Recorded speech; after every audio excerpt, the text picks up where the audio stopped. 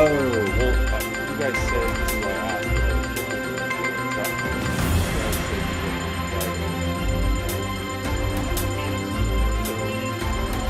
yeah, I don't want to get oh, so yeah, as soon as you get off, you get the time off Friday. That'll really be nice because then we don't have to set up. Yeah, it's gonna be fun. You guys working with them, so I can talk to Christian.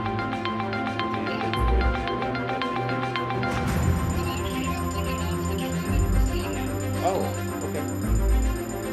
Yeah, awesome. So, yeah, talk to him about whether he can. Yeah, because I gotta.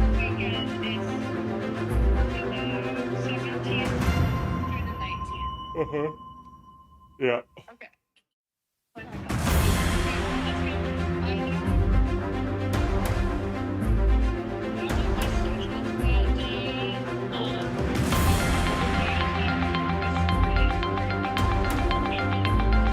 Well, maybe you can let him know before they send this thing.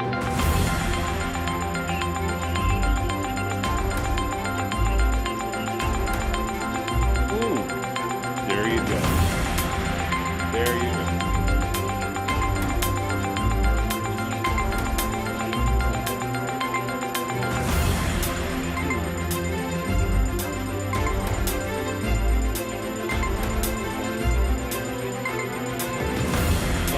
Just talk to him and then leave me a text. It's literally like 5 minutes. Charlie's counting down everything. Love you. Bye. My son. I have a son. I have to broadcast in 5 minutes. Okay. Bye.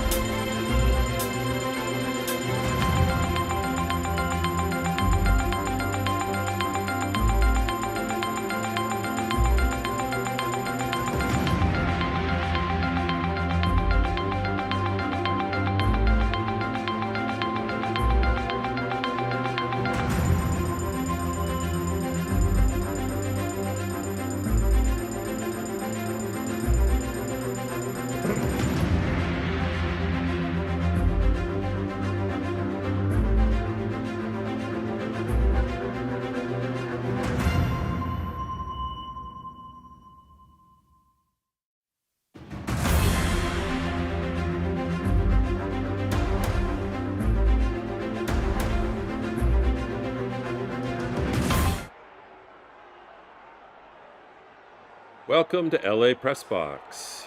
I'm glad you're here for another afternoon and evening of Dodgers baseball, everybody. Special welcome to athletics fans joining us today. If you're affected by a local TV blackout, you're away from home, or you're simply looking for another way to follow today's game, you found your live game companion. Here on LA Press Box, we'll track each pitch with live 3D field animation, real-time statistics, score updates, strategy, and a conversation in the chat. Whether you're cheering for the Athletics or the Dodgers, we're happy to have you with us. Today marks the opening game of a brand new series as the Dodgers and the Athletics come together in Sacramento, a temporary home for the A's, as a new stadium is being built for them so that they can relocate from Oakland to Las Vegas. The Dodgers come into this matchup riding high after winning a hard-fought series against their National League West rivals, San Diego Padres. After dropping the opener, Los Angeles responded with an offensive explosion in Game 2 before capturing the rubber match, once again showing why they remain one of baseball's most complete teams. And in fact, they are now 2.5 games above every other team in baseball as a minimum. They have the best record overall in the major leagues. The lineup continues to produce from top to bottom, generally speaking, but especially the top half of the Dodgers lineup. And the pitching staff has consistently given the club a chance to win every night. The A's arrive looking to play spoiler. This is a young, athletic team, no pun intended, and it's shown throughout the season it can surprise opponents with aggressive base running, timely hitting, and a never quit attitude. While the Dodgers may enter as the favorites, they don't have a clear advantage on the mound tonight, and that's part of the silver lining and the hope for the A's. Divisional records also don't matter when these two teams take the field. Every game represents a new opportunity in a very, very long season. One of the biggest storylines today will be the pitching matchup. The Dodgers will look for another strong start from their rotation as they continue to lean on one of baseball's deepest pitching staffs, although they were a little bit shaky in the last series, especially the middle relievers, and uncharacteristically, in yesterday's game, Alex Vesia. He got the early hook as a middle reliever from Dave Roberts, who was not going to mess around with the minimal lead that the Dodgers had on the Padres. A's are hoping that their starter can keep LA's powerful lineup in the ballpark and give mistyped that, give Sacramento, I guess, although I don't think they go by it Sacramento typically, they just say that the A's, a chance to pull off an early upset. A lot of years they've been in Oakland, so old habits die hard for me. Offensively, all eyes are going to be on Shohei Ohtani, Freddie Freeman, and now Mookie Betts. I think you can safely say that he's broke free of his early season struggles. And when this offense gets rolling, they're one of the best in all of baseball. And it can really change in a matter of minutes. They've had a couple of explosions, one in each of the last two series. So throughout today's game, we'll bring you live 3D field tracking, real-time stats, and comments, and would love for you to participate in the conversation. Let us know where you're coming from and what team you're rooting for today. Grab your favorite ballpark snack and settle in. First pitch is on the way shortly. But first, as we always do, we're going to go ahead and show you and talk briefly through the starting lineups as they're projected. So as you can see just above me, this direction, the matchup predictor only has the Dodgers as a slight favorite according to betting analysts. But right now, Eric Lauer is slated to start for the Dodgers, and as you can see here, he has a 3-5 win-loss record with an ERA of 4.87, and he's got 42 strikeouts on the season with 24 walks. He's given up 16 home runs. The A's put Gage Jump on the bump, and he has a winning record at 3-1, although he hasn't pitched as many innings as Lauer has. His ERA is very solid and respectable, 2.04. At this point, he has 35 strikeouts, only 10 walks, and has not given up a home run on the season. We'll see if that changes tonight or over the next couple of games as the A's face the Dodgers. With whoever they throw up there, a home run going yard is always a threat. So the Dodgers will have Shohei Ohtani leading off in his customary DH position, followed by Andy Pajes, who has struggled. He had a little bit of success, timely success, although he was hit by two different pitches in two different at-bats, although it was the same pitcher yesterday in San Diego. So not a whole lot he could do with that. But he's been batting second for several weeks now, followed by Freddie Freeman, the future Hall of Famer, in his customary 3 spot, and Mookie Betts, who being placed in the cleanup spot and playing shortstop has really become not just comfortable, but he's come alive. And game for game over the last 3 weeks, he's hit the most home runs of any Dodger. Today also marks, in the 5 spot behind Betts, the long-awaited return of Teoscar Hernandez in left field. The sight for sore eyes because it's another injured player, just like Tommy Edman coming back, who looks like he'll get the day off, or at least he won't start. He might get inserted later. Dave Roberts has done that several times with him. So we'll see how Teoscar is. Based on the reports, I think he's really glad to come back, not just because this is where he wants to be. He wants to be a contributing starter for the Dodgers, but by all accounts, his rehab has been very, very difficult. It's been hellish. He's like, I don't run anywhere near this much when I'm playing, but they really wanted to rehab, strengthen, and test his hamstring. So we'll see how it plays out today. He's followed by Kyle Tucker, who's had a minor resurgence the last couple of games, thanks to facing the Padres. And then Max Muncy at third base. Miguel Rojas is starting today at second base, who has done a great job inserting whenever Dave Roberts wants him to. And based on the fact that the young bucks who have been playing second have struggled, I think that's a wise thing for Dave Roberts to try. And then in the 9th position, after taking the day off yesterday because it was a short changeover from the previous game, will once again be the struggling Dalton Rushing, who we'll talk a little bit more about today. He's been struggling both kind of psychologically since his run-in with Shohei Ohtani, but also struggling at the plate. As far as the A's lineup, the first batter will be Bolt in center field, and I might really mess up these names, forgive me. Langoliers at catching position. Third is Kurtz at first, followed by Heim as the DH and the cleanup hitter. Thomas in left field, Butler in right, Muncy at third base, and Williams at shortstop, and then Kuroda bringing up the rear at second base. All right. So as usual, we'll have the 3D loading just as the first pitch gets underway, as well as the box score, which you'll be able to see in the bottom left-hand part of your screen. It is set up to be transparent, so it doesn't take away from your ability to be able to see the field in 3D once it gets underway. But also, that being said, it will highlight the name of the current batter, so that if you really want to see what that batter's done at this point in the game, and you don't want to have to rely on me to say it all the time, you can zoom in and take a look. So the first pitch is going to be thrown shortly, a little less than 2 minutes.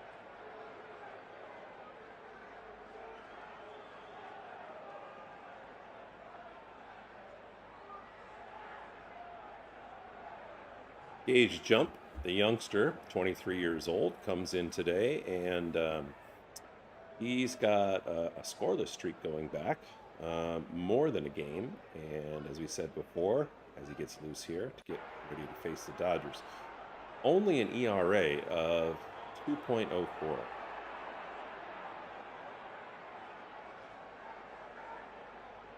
But most of the innings he's thrown, nobody's touched him. So maybe he's a young phenom. It's kind of early to say, but it'll be great to see how he stands up to the Dodgers today.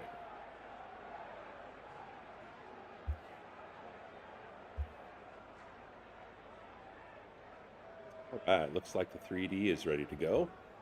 And we'll see shortly if the box score is ready to load.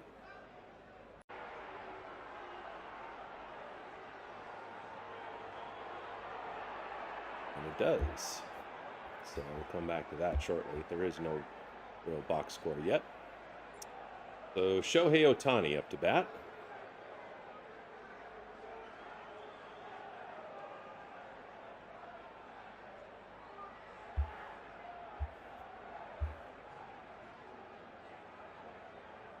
And the first pitch is fouled off.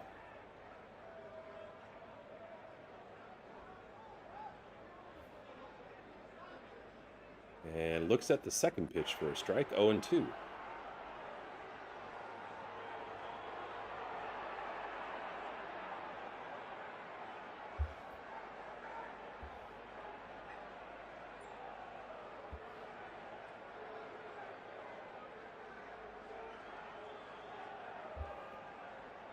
Next pitch is a ball, so starts Ohtani at 1-2.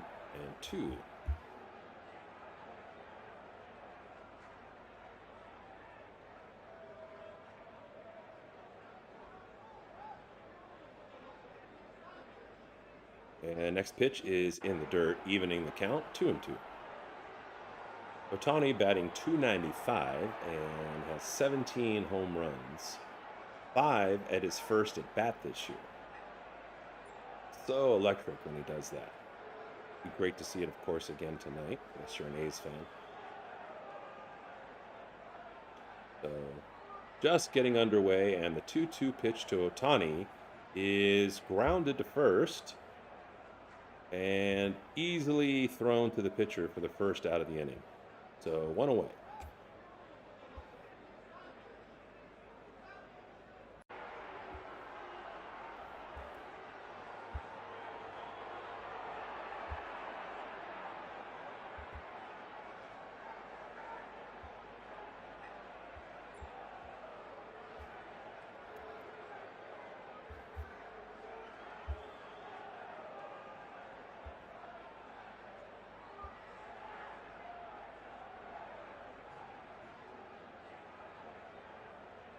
And the first pitch swung on by Andy Pajes. I usually say I like him to see pitches, but what do I know?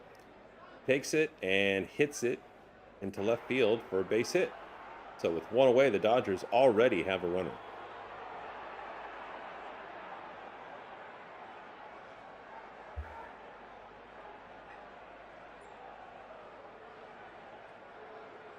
So that'll bring up Freddie Freeman, who's batting .289 with 13 home runs and 45 RBIs. Looks at the first pitch as for a ball.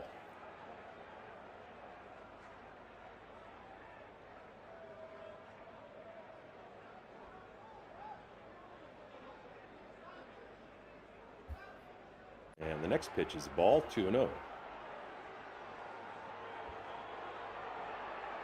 In his last 5 games, Freddie Freeman's been pretty explosive. He's been 10 for 19 with 4 doubles, 4 RBIs, drawn 4 walks, including a huge one. It might be as important and an at-bat as happened yesterday against the Padres, when there was bases loaded after their pitcher hit 1 batter and walked 2 more, and then walked Freddie Freeman, bringing in that run before he got yanked. And he had a really good outing up until that point. But what's interesting is that although the catcher was doing a good job up until yesterday's game of challenging balls and strikes. He chose not to, and the replay made it look like, with a full count, that Freddie Freeman, if he had challenged it, would have struck out. But he didn't, and that's part of the art and the skill of figuring out when it is you're going to choose to challenge a pitch. You want it in crucial situations like that. The Dodgers had a slim lead against the Padres. Crucial situation. And, that was ultimately the way that the game stood and the score stood until the Dodgers' closing staff shut things down. So the count with Andy Pages on first base is 2-2 and 1 away.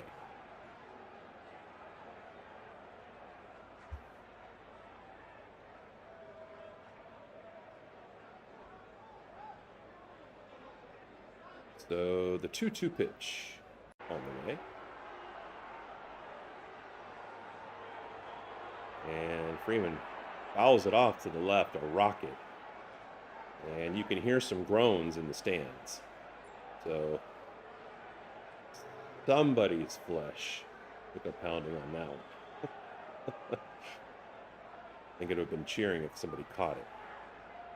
So 2-2 still. And throw to first. Try to keep Andy Pages on. Not even close to being on time. In the Padres series, I think it was the second game, Pages got on and tried to steal. He's got a big lead there, and now he does go. Swung on and hit by Freeman and shoveled from second base to first, as you can see there, but great timing by Pages, stealing and being ahead of that ground ball to second base, so that the second baseman had no choice but to go to first, not even try to get the force, let alone the double play. So 2 away, but now we have a runner in scoring position who can run well. He's the starting center fielder and performing at an all-star level at that. And the resurgent and hot Mookie Betts coming in. I mean, you can see the body language, the confidence. It's the old Mookie Betts, which is great to see if you're a Dodger fan. And swings on, hits it kind of tight in the hands, goes deep, but easily played in right field, well short of the warning track for the third out of the inning. So at the end of the middle of the first, Dodgers not able to score with Pages on second base, even though there was good base running and timely hitting by Freeman to hit behind him. And so the score is 0, and the A's are coming up for their first at bat.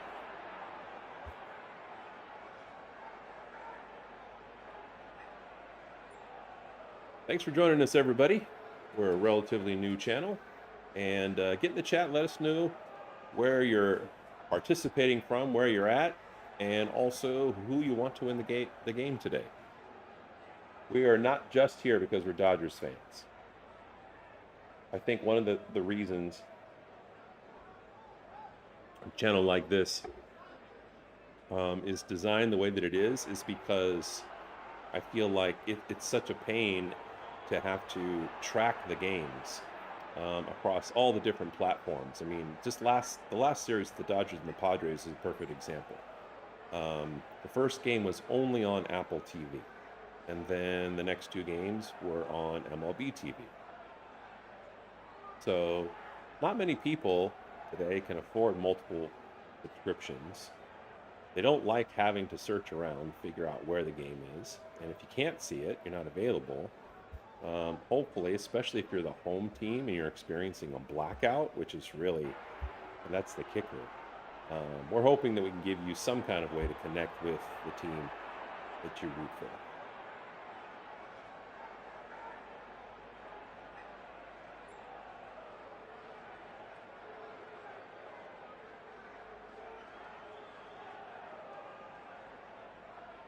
So the A's coming up to bat. And Eric Lauer on the mound.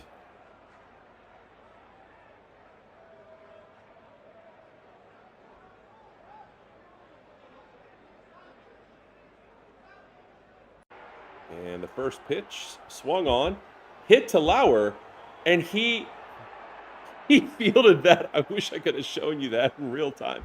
He fielded it behind his back.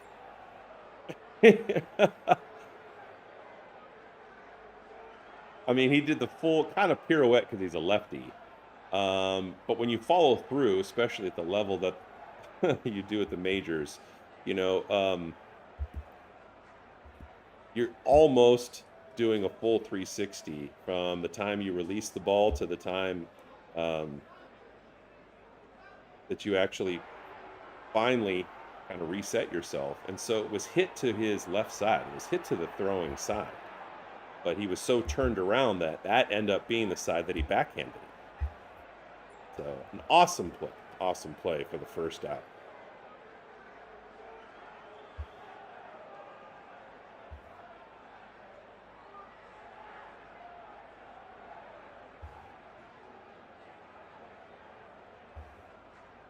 And the next pitch misses for a ball.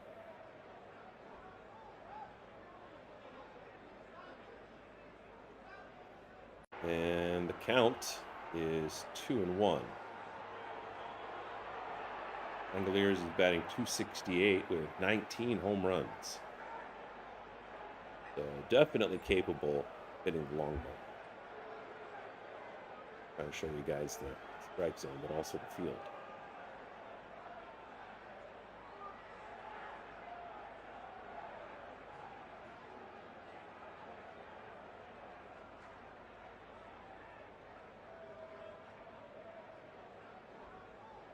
Pitch and hits a bullet down the left field side, but out of bounds. And the count is 2-2. You can see a little bit of the power on that one.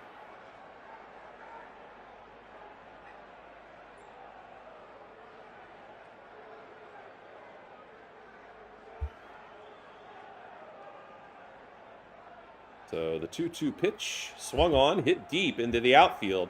Pages on his horse, but doesn't have to run very far and makes the catch. And 2 away.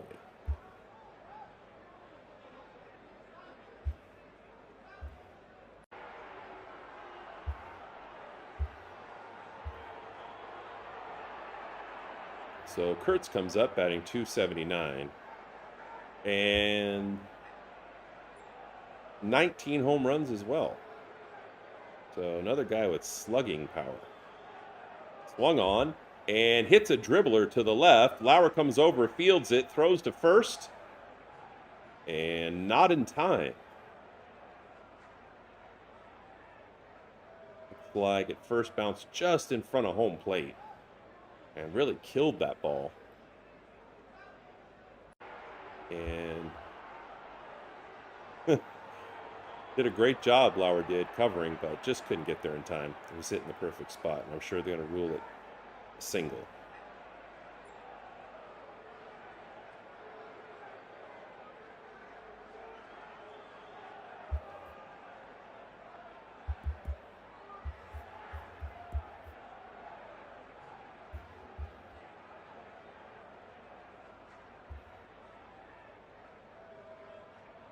So that brings up Heim, the 4-hitter, batting .238. And interestingly enough, only 7 home runs. Normally your cleanup hitter, and I know that's traditional thinking, cleanup hitter's the one that should be near the top of home run production on your staff, but that's not the case with him. Each of the previous 2 batters had more than double the home runs. But this is what Dave Roberts did with Mookie Betts when he struggled. I have no idea about Heim. He put him right in the thick of things, and he kept taking his hacks. And after kind of moving him in different spots in the lineup, when he finally found his groove as a cleanup hitter, that's where he stayed. And it's really, really been fortunate for the Dodgers because that's a great position for a hot hitter to be able to produce runs. So early count to Heim is 0-2.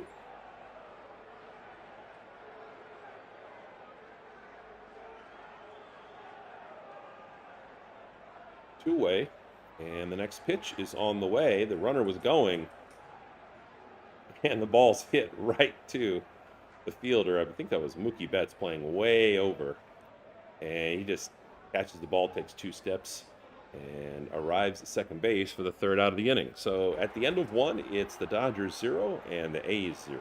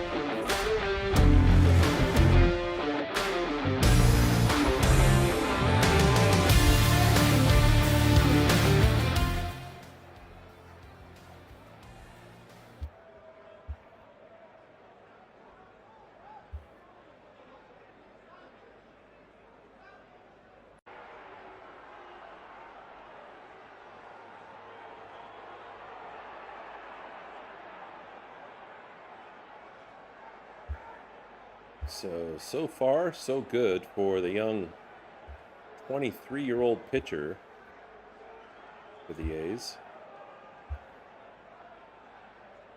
But more important for Dodgers fans now is the return of Teoscar Hernandez.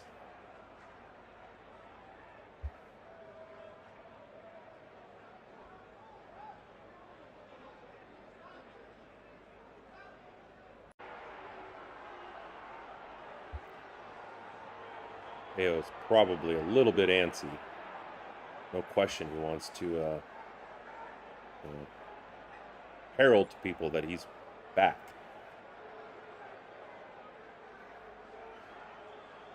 First pitch is a ball.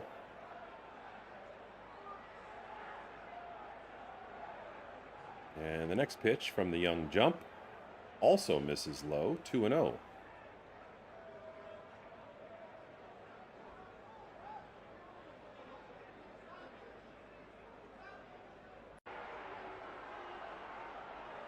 So that's something positive for Teo. He gets to start off with a positive count. It bounces after he lines it back to the pitcher. The deflection goes to the shortstop. And after all of that drama, Teo legs it out after all of that rehab conditioning and sprints and beats the throw to first. I mean, it was a tremendous effort by the young shortstop to try to make a play on the ball after it deflected off of the pitcher. But too much time had elapsed at that point. And Teo might be in the best shape of any player right now because of all the running he's done to rehab and return from his hamstring injury. They showed video of him running, and I was like, wow. So that brings up Kyle Tucker, who has batted in the 7th position the last 2 games. Now Roberts moves him up to 6th with Tommy Edman out of the lineup. And the return of Teoscar Hernandez. So, swung on, hit. It's going in between right field and center, and they kind of misjudge it. Butler lets it bounce and picks it up and throws it in hurriedly, but the damage is already done.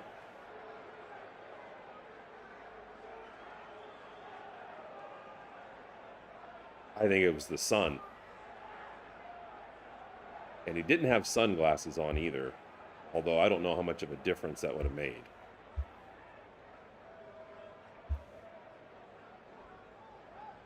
But I don't know how they rule that. You know, if somebody loses it in the sun, would you ever get a hit for hitting it into the sun and making it a practically impossible ball to track? I don't know. But now with no outs, the Dodgers have runners at the corner and Max Muncy up.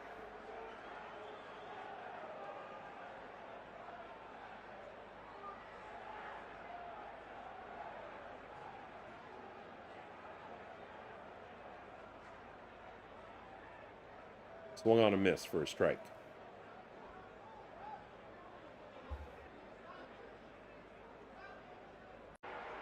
And it's a wild thing, but the A's, who drafted Muncy initially, have also a player named Max Muncy who plays third base and has the same birthday as this Max Muncy. But they're born 12 years apart. Crazy, crazy thing. But the count is 1-2 to Muncy, and nobody out, and runners at the corners. So the pitch on the way, swung on, hit in the hole to right field easily, and the Dodgers will score their first run.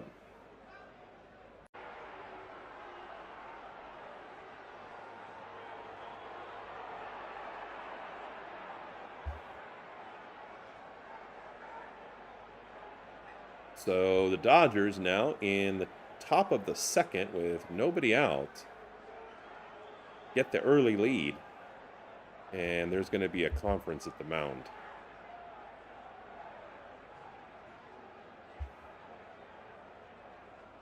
One of the things that's funny about this 3D stuff is when you have these mound conferences. I especially love it when they're about to yank somebody or they have the entire infield in there, because there's always one, it looks like there's always one infiltrator.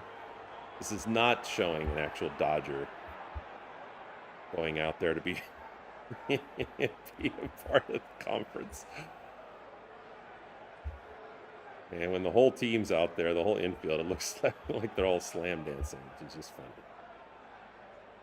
So, Rojas comes up in the 8th position, batting .267. And trying to put some more runs on the board. And the early count to him is 1-0.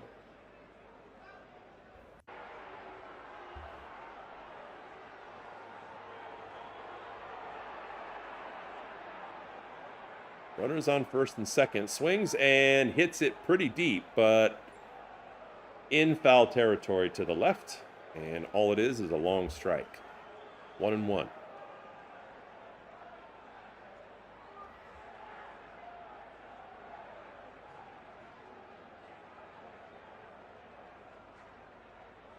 Rojas is such a good Johnny on the spot. I mean, whatever the Dodgers and Dave Roberts asks him to do, not only is he willing to do it, he will do it well. And the thing that I respect so much about the veteran is that he has such a positive, determined, and can-do attitude. It showed up in a huge pinch-hitting role in the World Series last year. And it's just who he is. So the 2-1 pitch about to be delivered from jump to Rojas. Swung on and grounded. Taken by the shortstop and flipped to second base for the out.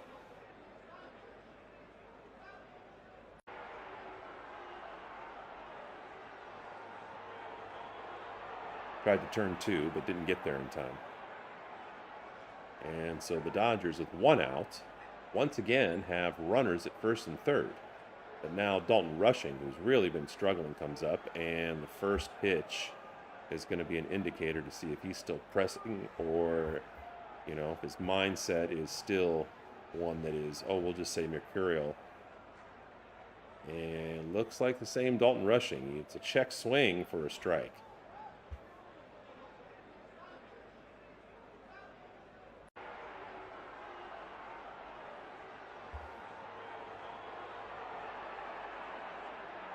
Runners on first and third. The pitch, and Rushing swings and grounds it for a base hit to right field. And brings home the runner at third base. Does a nice job extending on a ball that was low and a little bit outside of the strike zone. But still gets there and gets the job done.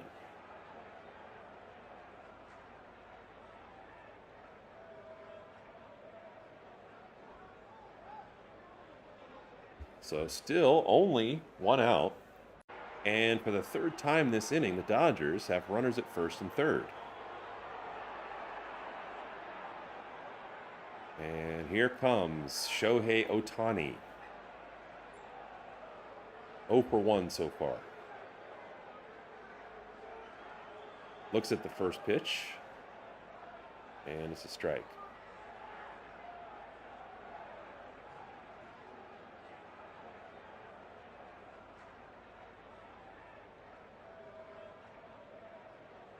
Oh, and the next swing, really kind of slow reaction and halfway and fouls it. And you can even see his body language apologizing as he fouled it towards the dugout. And that's one of the things that's kind of charming, if you ask me, about Shohei.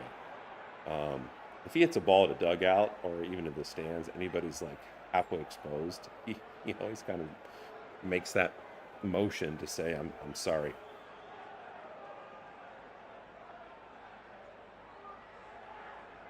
And the next pitch also fouled. So the count remains 0-2 with one out and runners at the corners.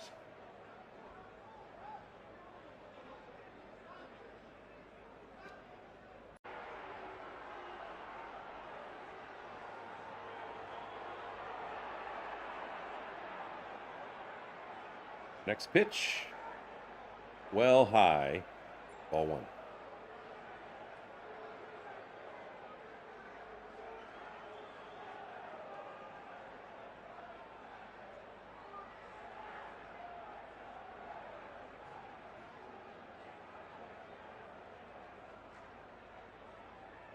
Next pitch, called a ball. Boy, it sure looks on the 3D like it's a strike. And as you can also see on the 3D, the catcher is calling to challenge that. And the challenge is successful. So Shohei looks at strike three. Now there's two away. And Shohei is 0 for so far after 2 at-bats. And that brings up Andy Pages. Pages swung at the first pitch that he saw tonight and made contact for a base hit. He's 1 for 1. Looks at the first pitch here and allows a strike.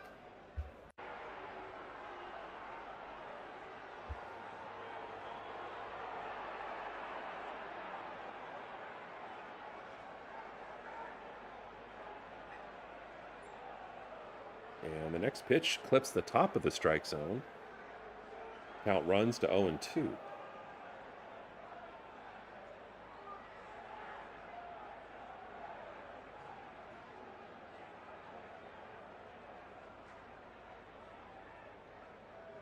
And the third pitch on the way.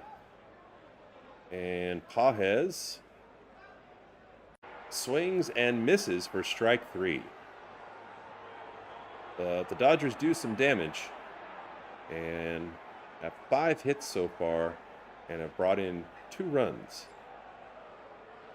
So now, after 2 times at bat, middle of the second, the Dodgers 2 and the A's 0.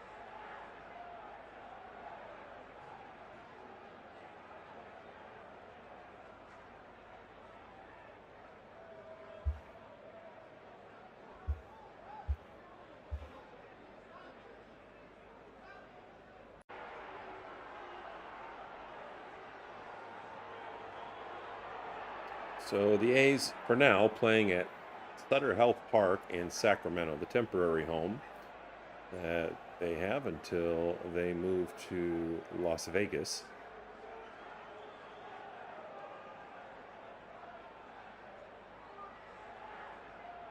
And the 5-hitter, Colby Thomas, comes up, who's only batting .203.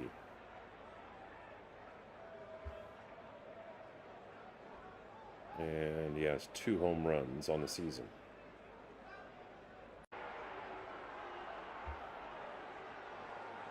So the first pitch on the way, swung on, deep to right center. Tucker's going back, but looks at it as it goes just a few feet over the low fence for a home run.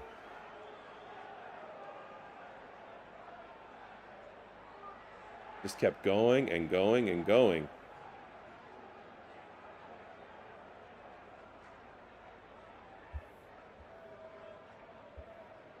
So now the 6-hitter, Butler, comes up.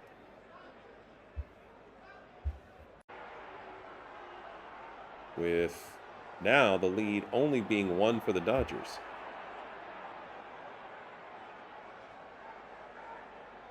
And the first pitch is in there for a strike, 0-1.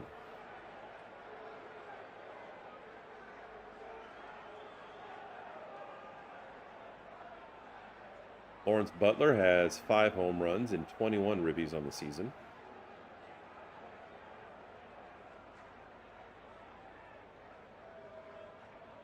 And the second pitch, also a strike, running the count to 0-2.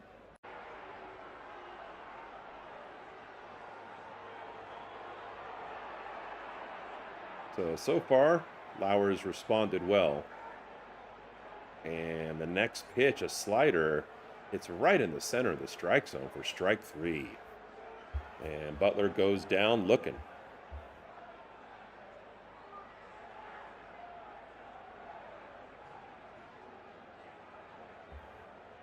And that will bring up the other, Max Muncy, in the 7th position. And like the Dodgers, Muncy playing third base from Thousand Oaks High School, or as we would call it, TO.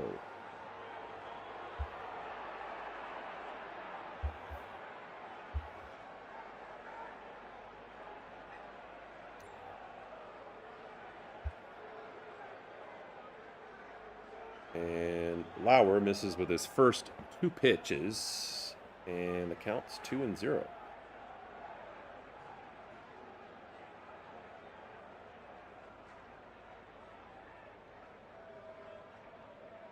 Swung on, hit to Muncy, Muncy to Muncy. He actually hits the bag first and takes a really weird bounce. And Mookie Betts comes over to try to assist, but there was just no play on that, so that'll be a base hit. So the A's Muncy gets on base. And after the home run, and with 1 away, the A's have a runner on first.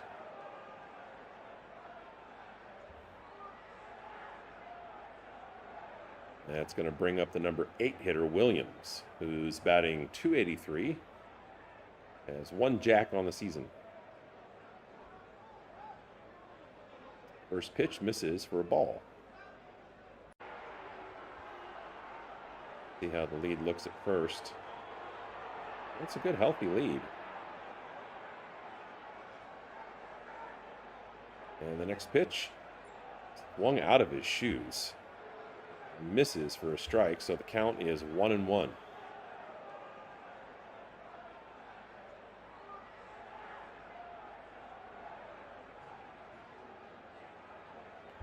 So a lot of wacky action in the infield for Lauer, some of which he's been a part of. The pitch, and it's flied to right. It's soft, but it just drops in the perfect spot, and Lauer gives up another hit.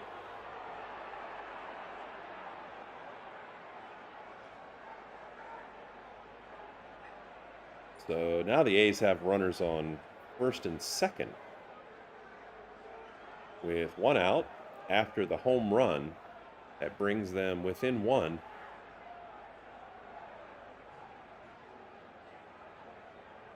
And now the 9-hitter, Kuroda Grauer, is up.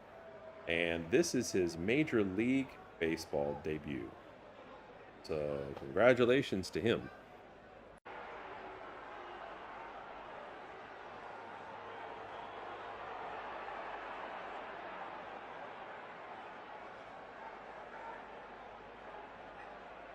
And looks at the first pitch for a strike and just has kind of a wry smile on his face. Sure, he's happy to be here. We'll always remember that first pitch. Back to business for Kuroda Grauer.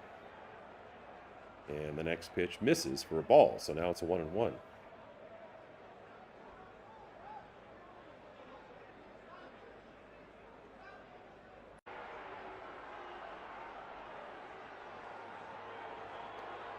Kuroda Grauer grew up in New Jersey and went to Rutgers University.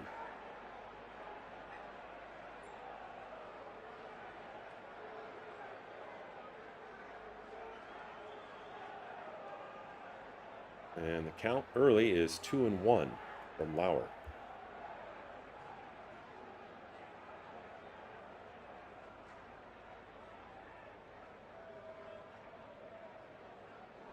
Next pitch. This time he swings and fouls it off, and now the count's 2-2.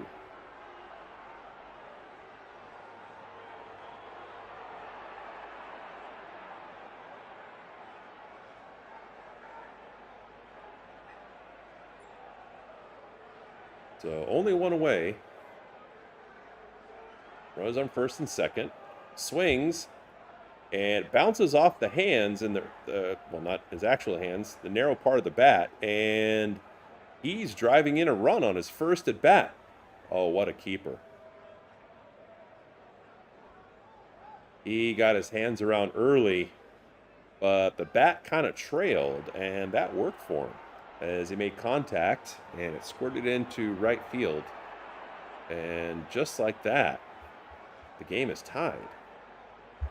And now here comes the inevitable huddle on the mound.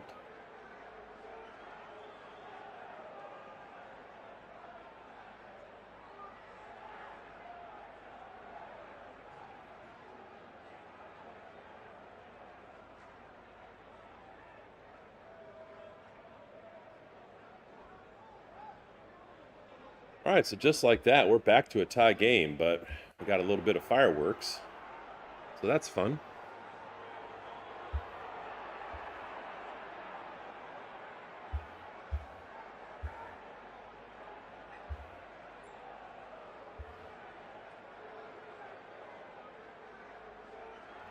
So now the A's are back at the top of the batting order. And the Dodgers are facing, with only one out, first and third, the way that they made their money at their last at bat.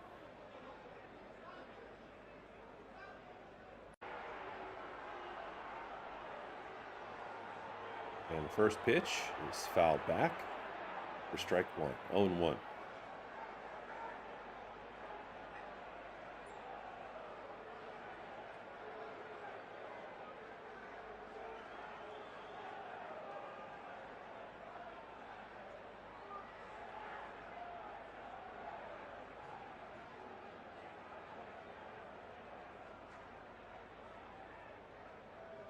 Throws to first.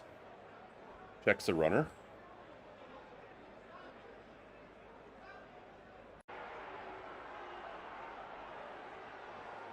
And the next pitch misses high for ball one. So 1-1.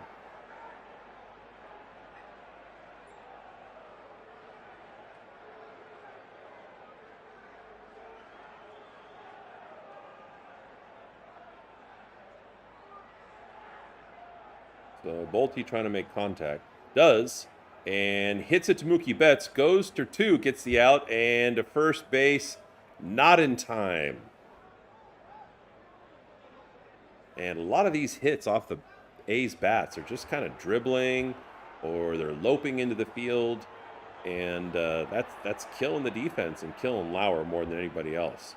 So because the Dodgers were not able to turn the double play and end the inning, Another run comes across the plate, and now the A's, after scoring 3 in this inning, have the lead.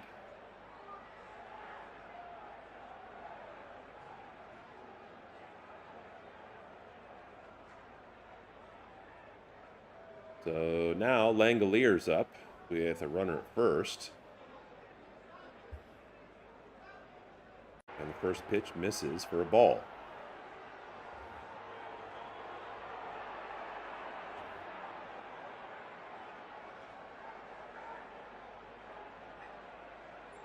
Shaky beginning for Lauer, who does not have a great ERA. I mean, he's well over 4. And the runner's going from first, and Rushing looked like he was kind of caught off guard, and not even close. Threw it well behind the runner and high.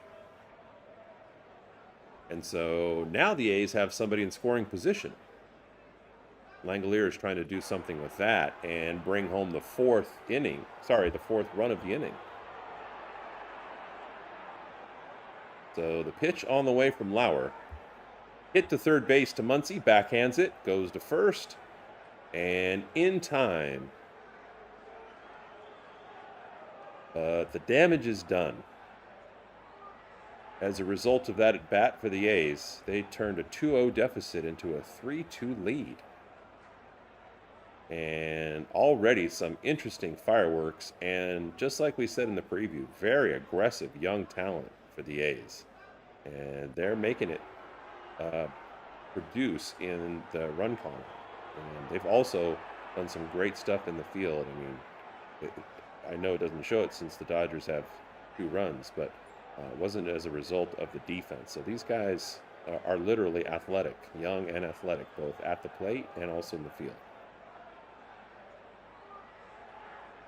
So the Dodgers set to come up for their 3rd time, and the A's now have the lead 3-2.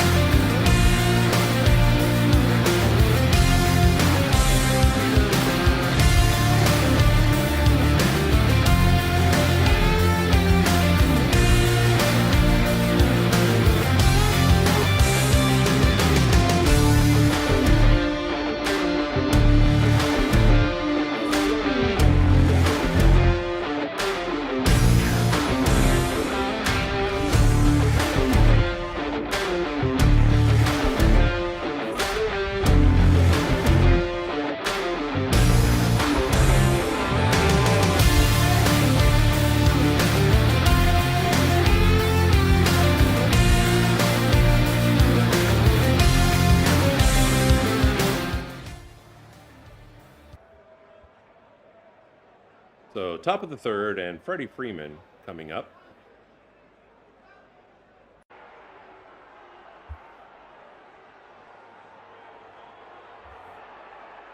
And the thing about Freddie is, consistently over a long period of time, including, I'd just say the last month especially, as I've watched him, and the Dodgers have gradually climbed to the best record in all of baseball, is that his hitting is timely. I've seen several times in the last month alone where the Dodgers are down and he comes up and gives them a spark. And the early count to him is 2-1.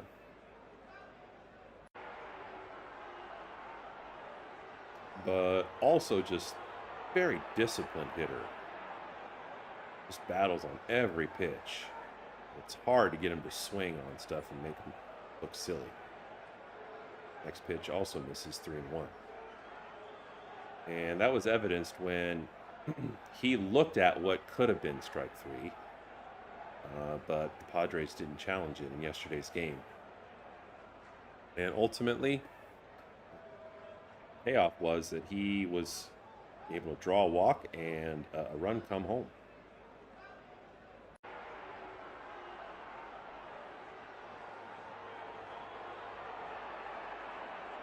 So with 3 balls in the count, Freeman looking for something he can drive. And the pitch swung on and hits it so clean and nice to right field for a base hit. So Freddie Freeman starts the inning with a runner. Just what the Dodgers need. And that's going to bring up Mookie Betts, who's 0 for 1 so far. And he's only batting .235, but that's a long way from where he was 2 months ago when he was well below 200. You can actually say he's on a streak. First pitch misses inside for ball 1, 1-0.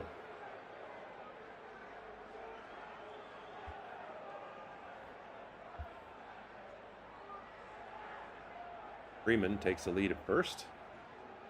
And the next pitch from Jump on the way. Swung on, hit to shortstop.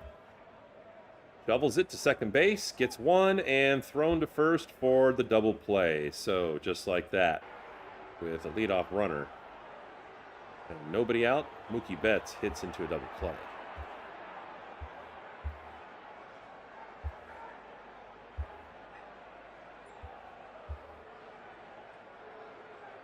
And that brings up Teoscar Hernandez, who, after a long rehab assignment for his hamstring, started off with a hit. So Teo is 1 for 1. And his average, going back to before, of course, he was injured, is .280 on the season. First pitch misses for a ball. And so does the next one. Now it's 2-0.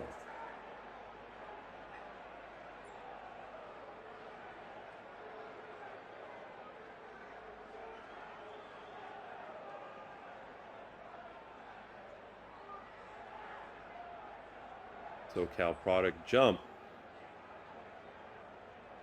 looked like he threw a strike, but the umpire called it a ball.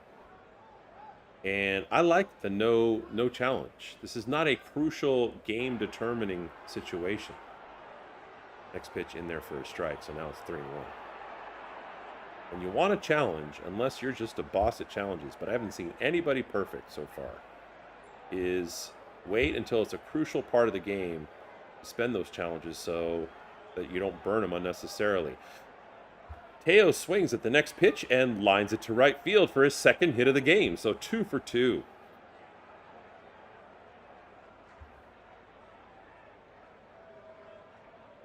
You know, when I saw that hamstring injury go down, it did not look like a blowout. And I was surprised it took Hernandez this long to come back.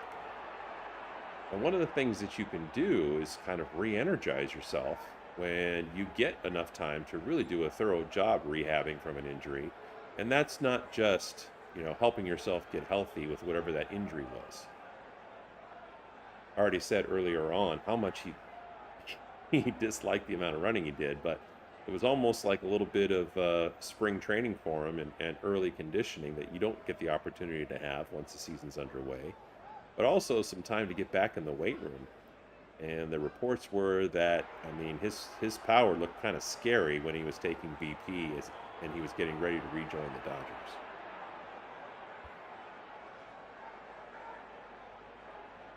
So Kyle Tucker comes up with Teo on first and 2 away.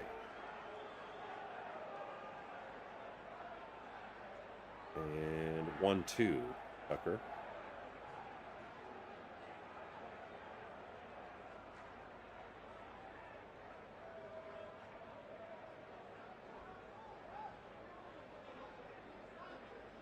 Tucker had a great game, too, against the Padres, but he's really been struggling the last several weeks. And looks at strike 3. And that's kind of been the more common trend line for him. So Dodgers get a couple of hits, but not able to do anything with it. And so in the middle of the third, they still lead 3-2.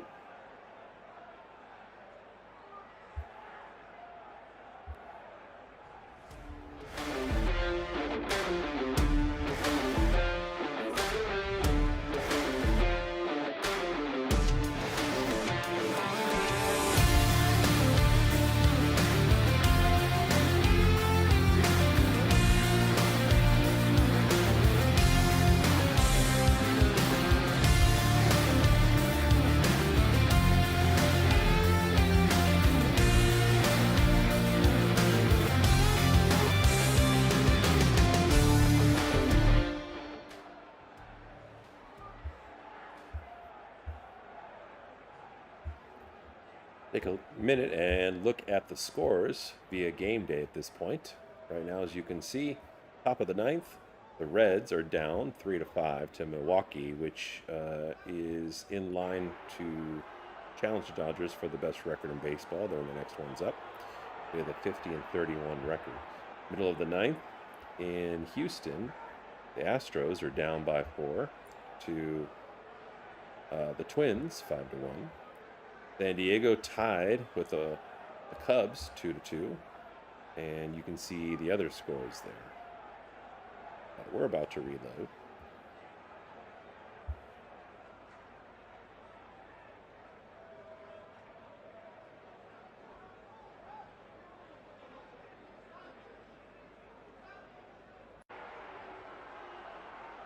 And Lauer goes back up there, hoping to find some answers that he couldn't last inning.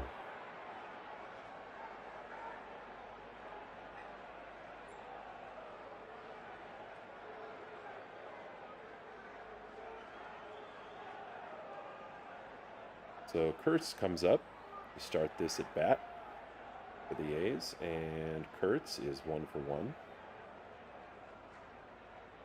Singled the first time at bat, and he's batting .281 on the season. First pitch in there for a strike, and then swings and misses on the second pitch, 0-2.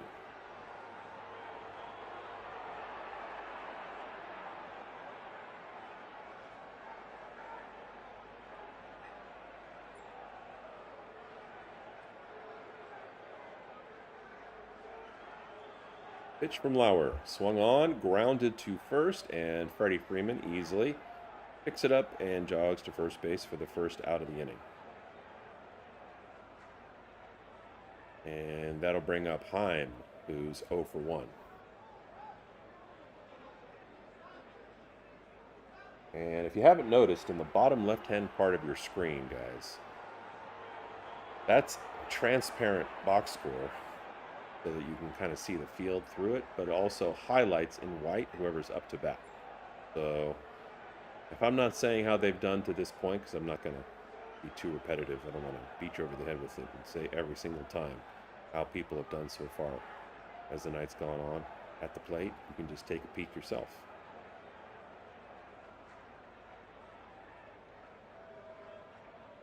And the early count to Heim is 1-1.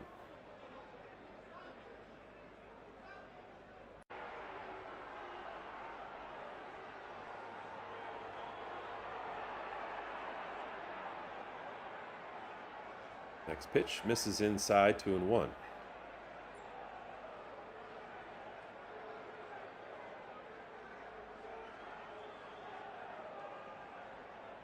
Thanks for joining us, LA Press Box. Please like and subscribe and set up some alerts for the future games that we'll be broadcasting. Just getting underway, And in the chat, let us know where you're listening from. So who you're rooting for.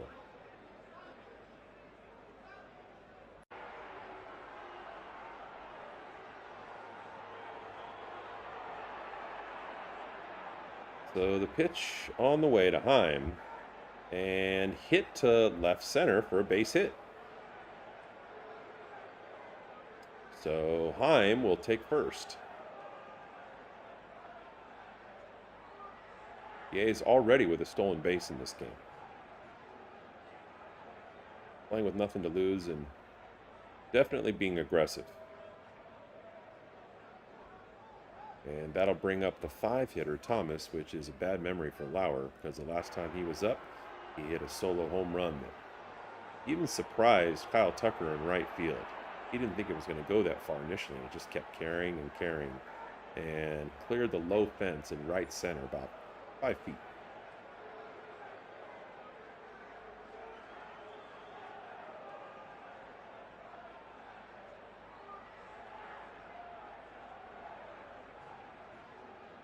And the second pitch of the at-bat fouled off. And so that brings the count to a 1-1 with 1 out and 1 on.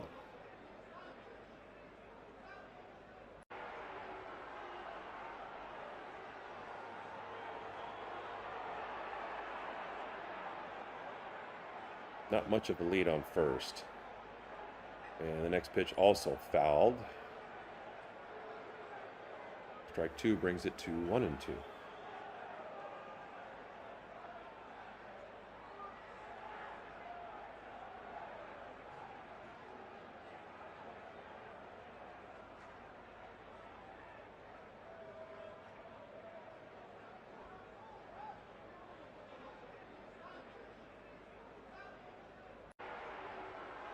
Thomas did not throw his bat on that. That's just a 3D being 3D.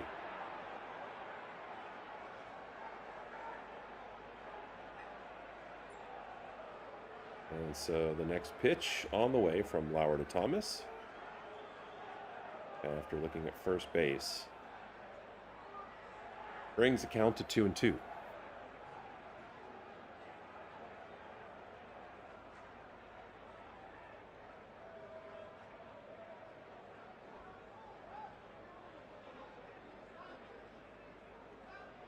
Lauer has been giving Thomas pretty steady diet at this bat of hard pitches, fast pitches. So if it's not a fastball, then a cutter, fouls off the next pitch, and count remains at 2-2.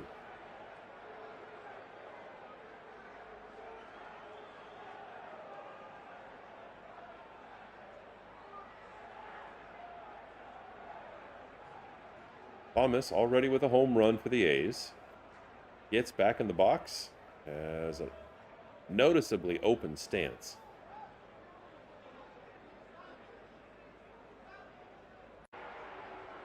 And the pitch swung on and carries over the shortstop with a broken bat.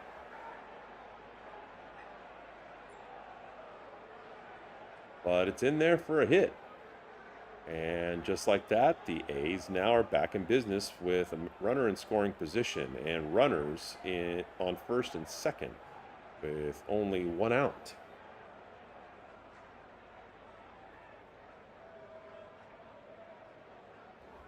So that'll bring up Butler. He's 0 for 1 on the night.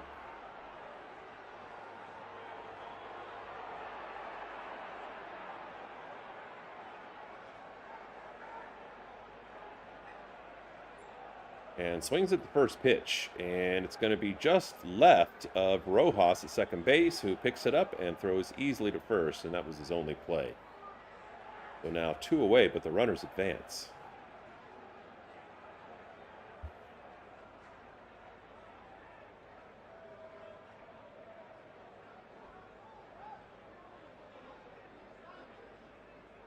And so with 2 away, the runners going to second and third, and the second of the Max Muncies coming up to bat, and rushing is pointing to his helmet like he can't hear the communication system about what pitches are going to be thrown. So he's talking to Lauer right now about that, and they're both covering their mouths, trying to keep what they're saying to each other invisible from the cameras. But the conference doesn't last very long.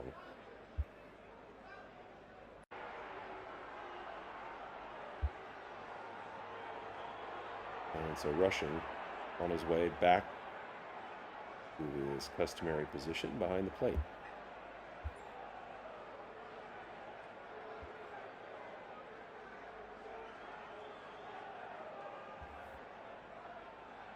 So Max Muncy, the one that's exactly 12 years younger than the Dodgers Muncy, comes up and is looking, of course, to drive in 2 more runs.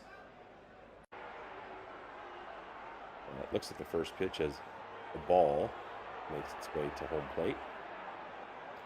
And the next pitch also inside for a ball, so the early count to Muncy is 2-0.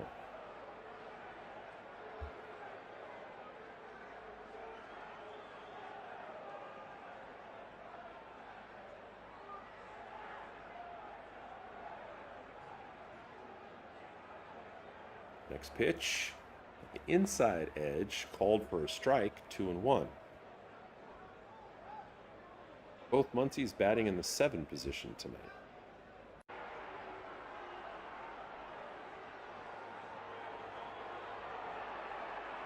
Next pitch. Looks like it caught the corner, but called a ball. So now 3-1. And this would be a situation where I would say go ahead and challenge it, rushing, because you have 2 runners in scoring position. You're already down a run, and Lauer's kind of struggling in the circumstance that he finds himself in. But the young catcher does not challenge, and so instead of a 2-2 count, it's 3-1. But then the next pitch is in there for a strike, so now it's full count.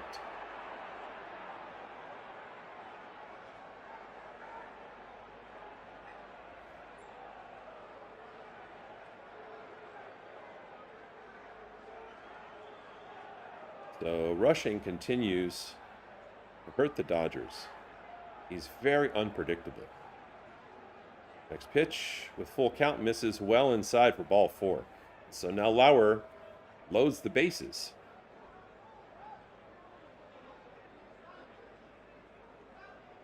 And that's going to bring up the 8-hitter Williams, who already has a hit.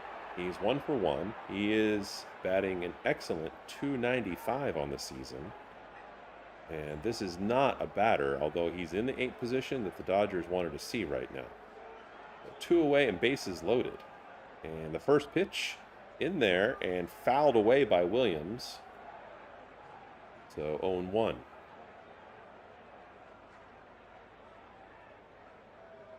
Really hope the Dodgers don't have a letdown tonight. I mean, there was a lot of juice and a lot of intensity, as there always is when they play the Padres. And they have the Padres after this series.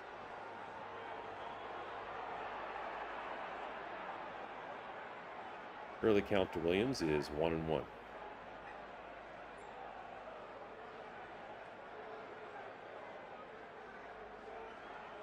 So 2 away, bases loaded. Big pitch and at bat coming. It's grounded to the pitcher, Lauer, who picks it up again and throws to first and averts a little bit of a disaster. Lauer's done almost a better job fielding tonight than he has been pitching. Although some of the contact that the A's have made just been them making contact and finding open spots on the field, not necessarily driving the ball other than the home run. But Lauer does his own job getting the Dodgers out of that pickle. And so at the end of 3, the A's still only up on the Dodgers by a run, 3-2.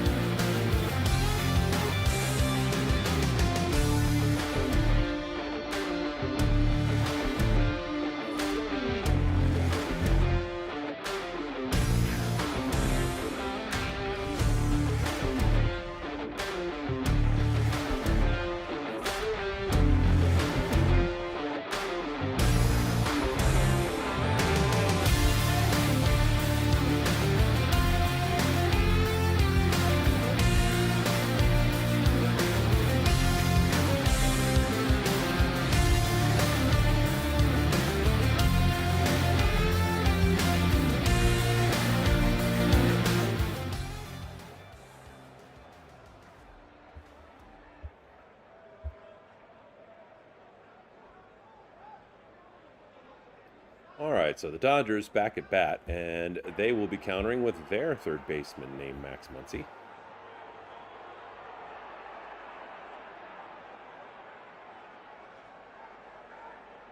And early count to Muncy is 0-1. Already has 1 hit on the evening. Batting .266.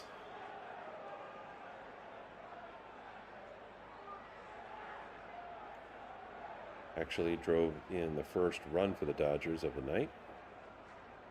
Has 16 home runs this season. So he's been right near the top of home run production of all Dodger batters.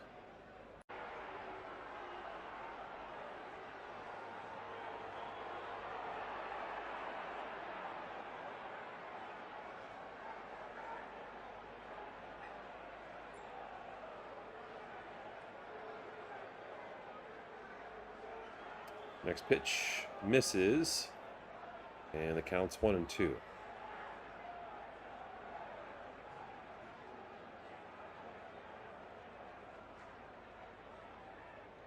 Next pitch on the way from the young pitcher, Jump.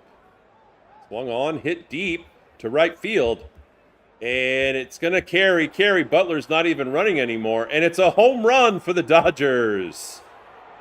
Max Muncy with a solo shot.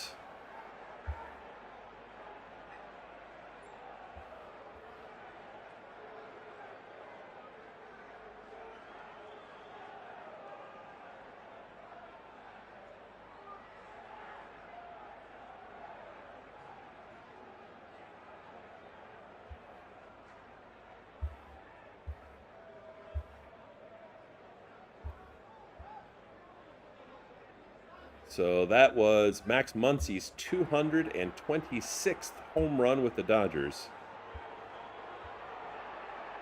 And just like that, score is tied 3-3, bringing up Miguel Rojas, batting in the 8th position tonight and 0-for-1.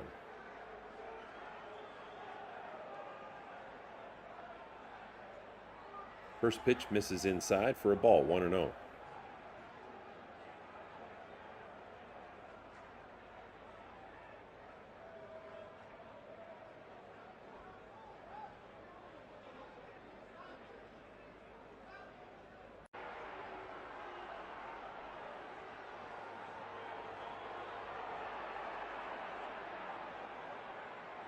And the early count to Rojas is 2-0.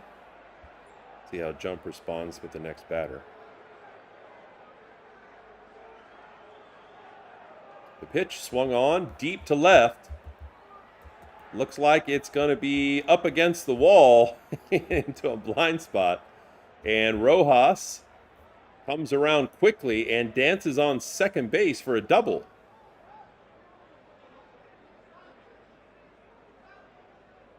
And the Dodgers are back in business at the bottom of the lineup. Shohei on deck.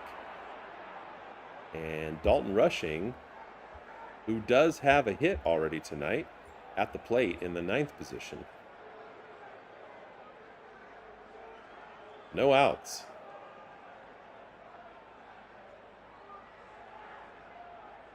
First pitch misses for a ball, 1-0.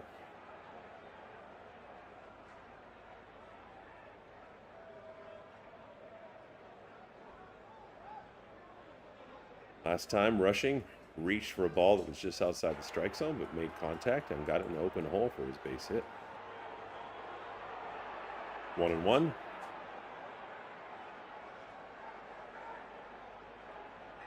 And a pretty modest lead for Rojas at second base.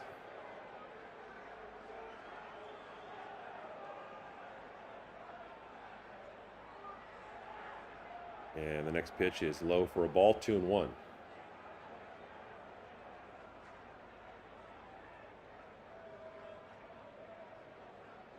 And the place in the lineup that the Dodgers have struggled so far this year is off to a strong start. Tonight they're 7-for-9. And swung on a miss by Rushing. So 2-2 to Rushing.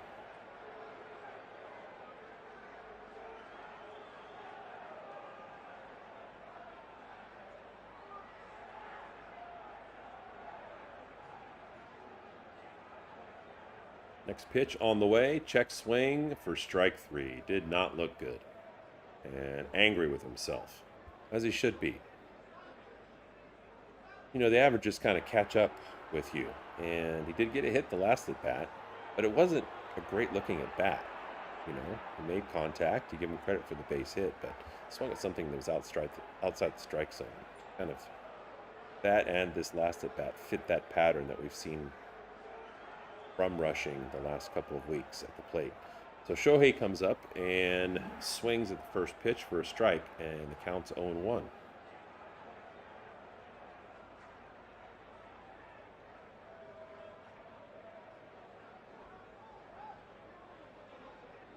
Runner at second, 1 out, and looks at the second pitch for a ball. Counts 1-1.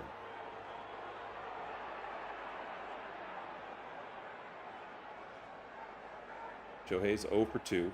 Has not looked particularly good tonight at the plate. Batting .293 now.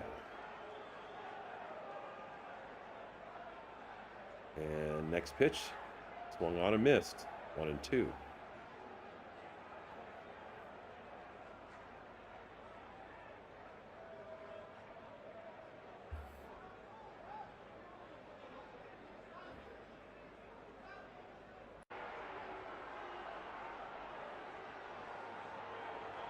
Next pitch from Jump. Lances to second base, and it's in the dirt. Bounced well in front of home plate, and the catcher did a great job blocking with his body and not letting it get past him. And Rojas advance.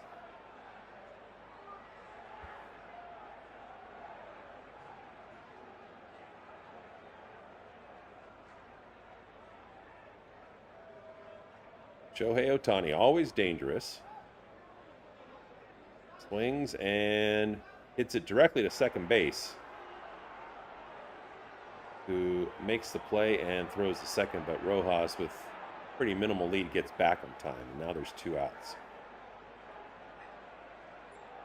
That brings up Andy Pages, who's 1 for 2 and batting .269.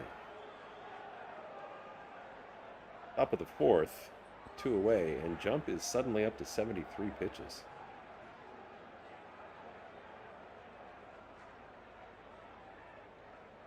Misses for ball 1.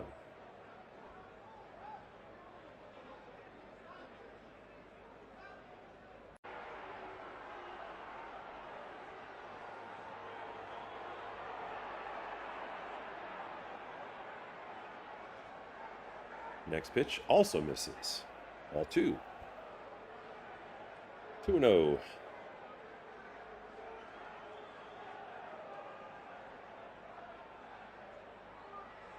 Rojas still pretty mediocre lead at second. 2 outs. And the pitch. Huge blast to left field. It's going deep, and the left fielder knows right now it is gone. There is no doubt. 2-run home run for Andy Pages.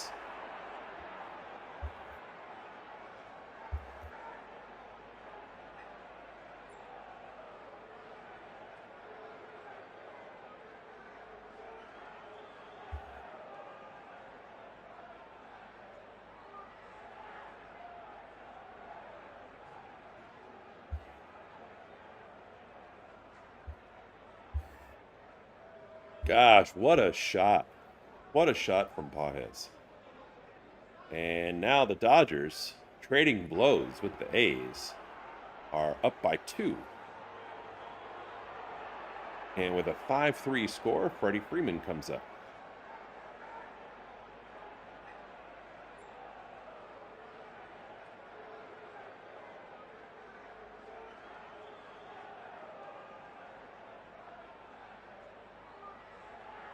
Freddie's 1 for 2. And just a couple of points below Shohei in the average. He's batting .290. Boy, you love to see that from Pages.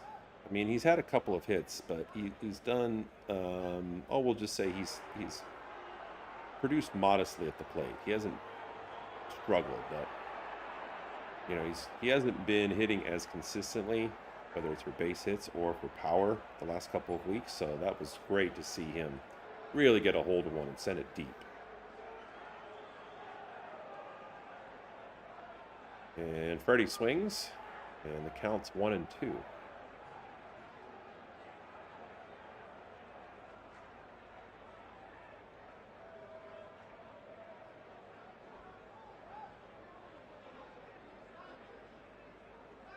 Jump about to throw his 80th pitch.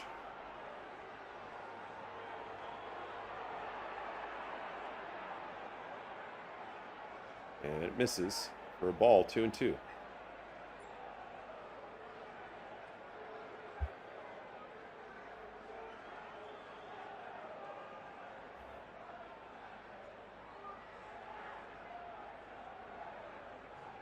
So the pitch on the way to Freeman, swung on, hit to center field, and the play easily made there for the third out of the inning.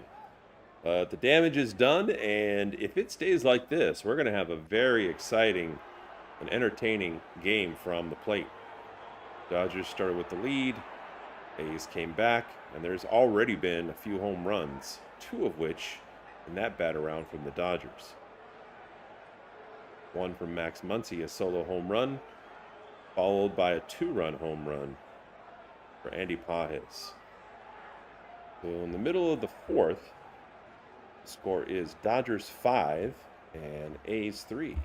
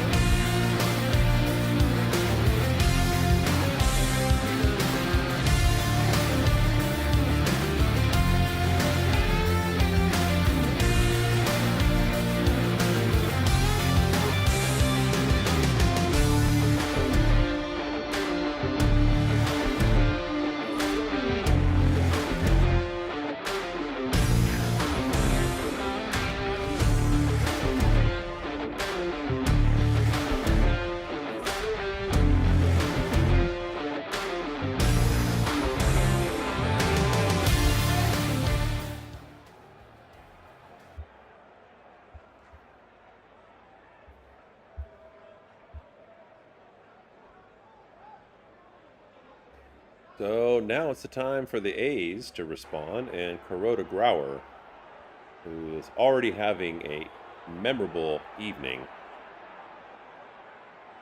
in the 9 position, and it's memorable because he's only had 1 at bat earlier this evening in his entire major league career. So he's batting 1,000, and he made it count. Looked at the first pitch at first strike and kind of had a wry grin, and then later on in the count, laced one and got an RBI.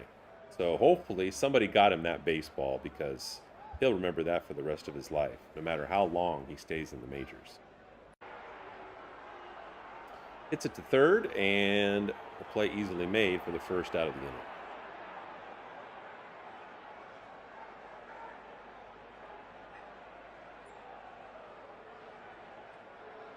So that'll bring up Bolte in the first position, who's 0 for 2 tonight.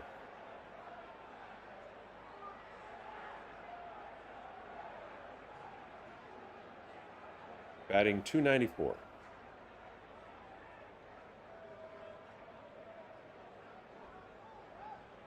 First pitch, lower edge of the strike zone for strike 1, 0-1. So looks like Lauer might be settling in a little bit. And swung on, hit somewhat deep to right field, but the play made comfortably, and just like that, there's 2 outs. So the number 2 hitter, Langeliers, is up, who's 0 for 2.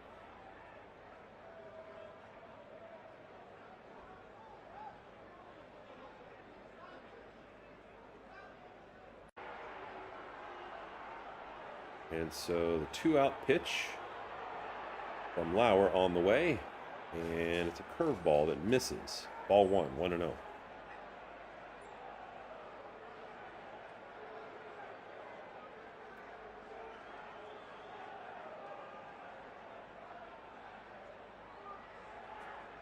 Next pitch, swung on and missed for a strike. And the count now 1-1.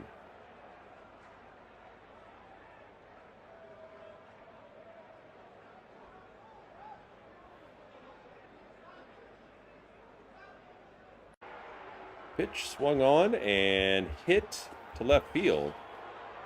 Hernandez coming up and making the play with no problem there. So, pretty quick inning. 3 outs, and we change sides. At the end of 4, it's the Dodgers 5 and the A's 3.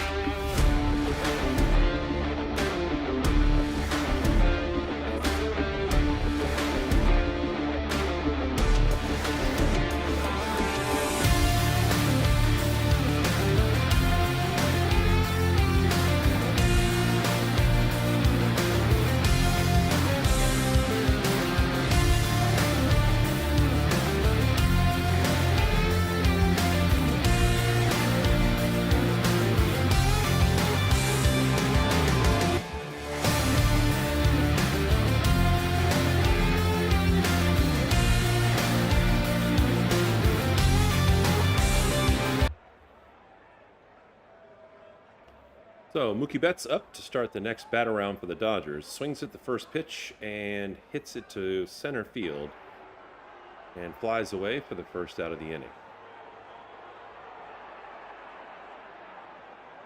So that'll bring up Teoscar Hernandez, who's 2 for 2 in his return from rehab.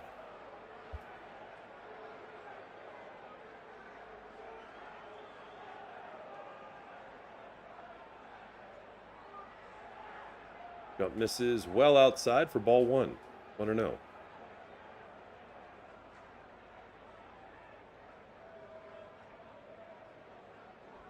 Well, I remember when I was a kid, we used to play baseball in the street, or we played wiffle ball.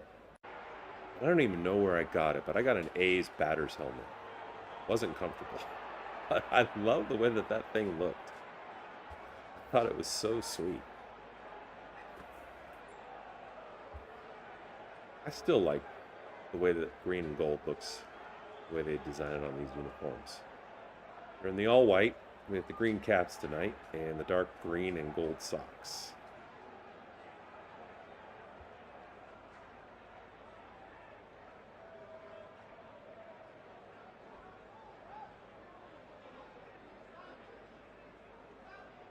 And Teo swings and fouls it to the left, and the early count to him is 2-2 with 1 away. Nobody on.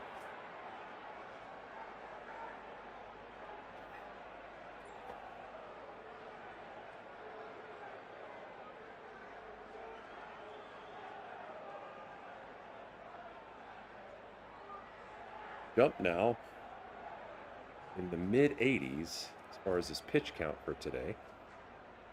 And the next pitch misses. And that's ball 3, making the count full, 3-2.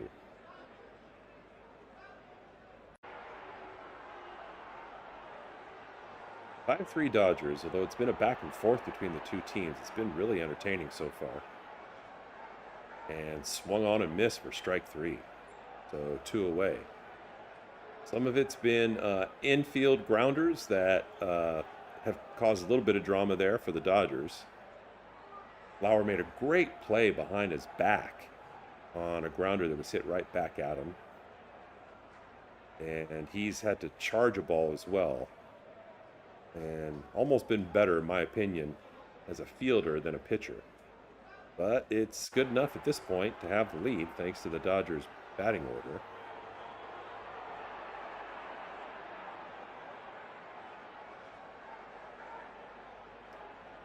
So Tucker's up with 2 outs and nobody on, and it's 1 for 2 so far for him tonight. But he's only batting .240. He fouls the next one off for a 1-1 count.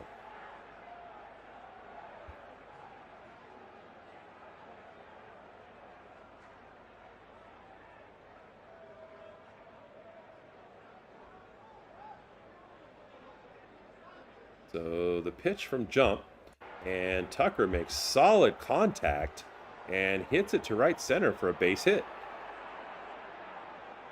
And you know, this looks a little bit how Mookie Betts got on track a couple of weeks ago.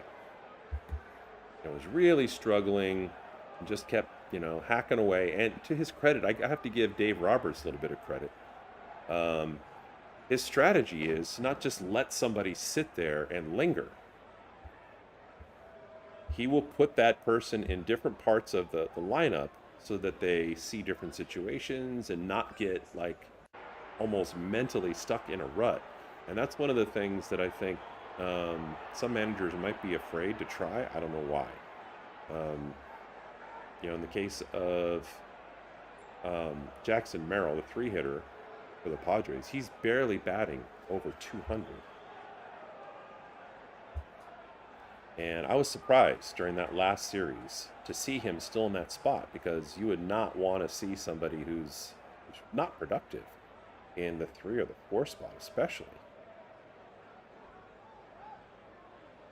And I didn't play baseball past high school, so I'm nothing close to having a professional opinion. I'm just kind of wondering, what that philosophy is.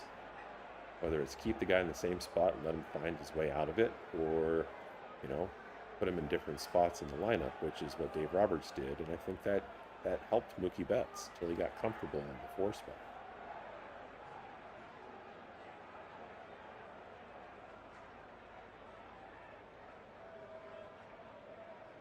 But the A's decided to make a pitching change, and we'll report on that shortly.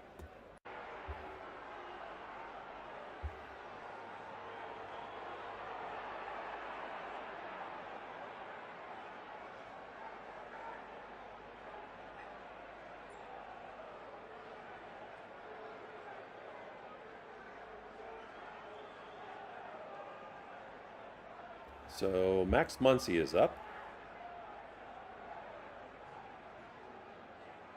And the A's bring in Crook. Matt Crook has pitched in 4 games. Does not have a decision. 10-run ERA.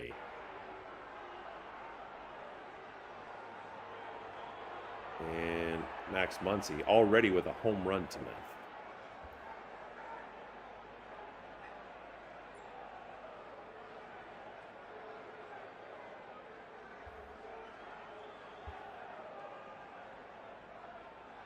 And swung on a miss, so the early count to Muncy is 1-1.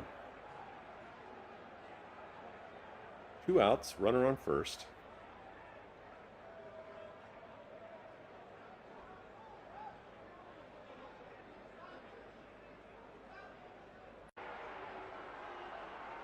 And what's interesting, as Crook throws to first to hold the runner there, is that Muncy has a better average as a lefty against left-handed pitchers. Batting .283 compared to .264 when he faces righties. And, what most people think, and most of the time what happens. I see you in the chat. Way to root for the A's. Appreciate that. I'm glad that we can be of service to people that are not just LA fans. Um, but that's, the theory is that when you're batting from the same side the ball's being thrown, you just can't see it quite as early. And the next pitch swung on and missed. Strike three. And that's it for the inning. Looked kind of silly on that one. So, A's fans, thanks for joining us. And I'm sure you're happy to see that. This game is far from over. There have already been fireworks from the A's. And I've been pretty impressed from their, young talent, both in the field and at the plate. So at the middle of 5, it's the Dodgers 5 and the A's 3.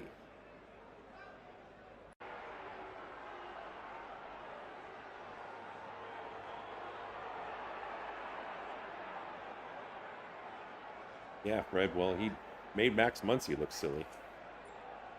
So we'll see how the rest of the game plays out after they made the pitching change. Thanks to everybody joining. And we want to encourage everybody to say who you're rooting for and also where you're connecting from. You might be in Sacramento where the A's are based. Maybe you're in the Oakland area and you're still a fan. But a lot of times when teams leave for another city, the fans just like burn the gear and they say, forget about it.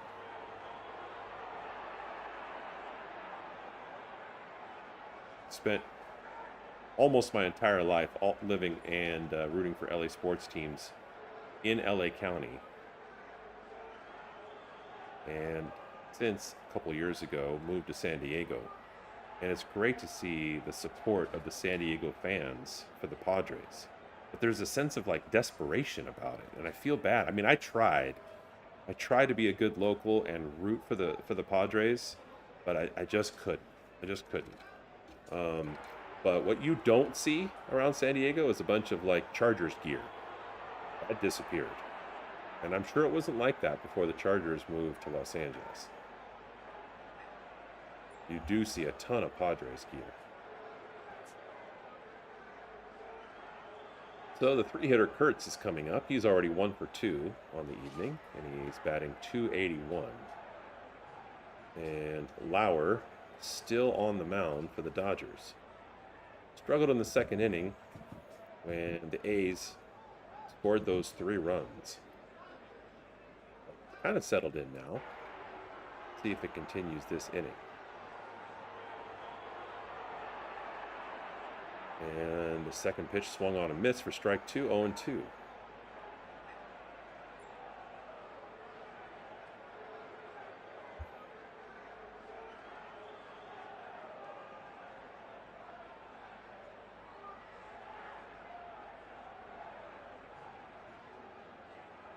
So the 0-2 pitch on the way from Lauer to Kurtz.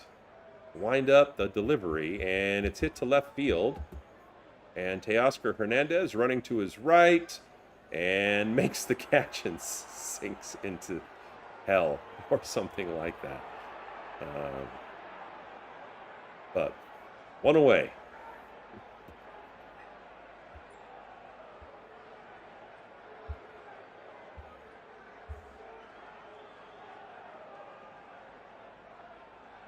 So that's going to bring up the number 4 hitter, Heim, who's 1 for 2 tonight. A's already have a handful of hits. And they've spread them across the lineup.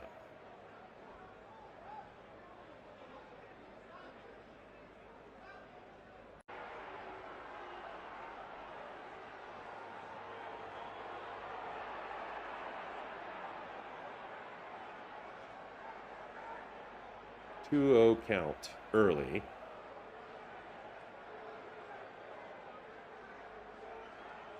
And the Dodgers, speaking of a pitcher change in the chat, have a relief pitcher up in the bullpen and getting loose. So I don't know if that's good or bad. Lauer just threw his 73rd pitch, and Kurtz flied out to right field. I'll try to refresh the 3D and see if that helps. So now 2 away. And the next hitter, Thomas, is up, who's 2 for 2. And already hit 1 home run tonight.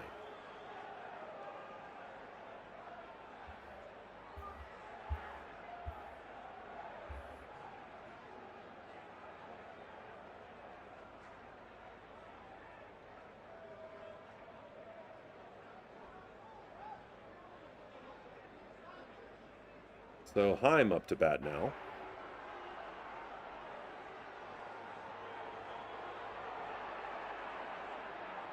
And the first pitch catches the edge of the strike zone, 0-1.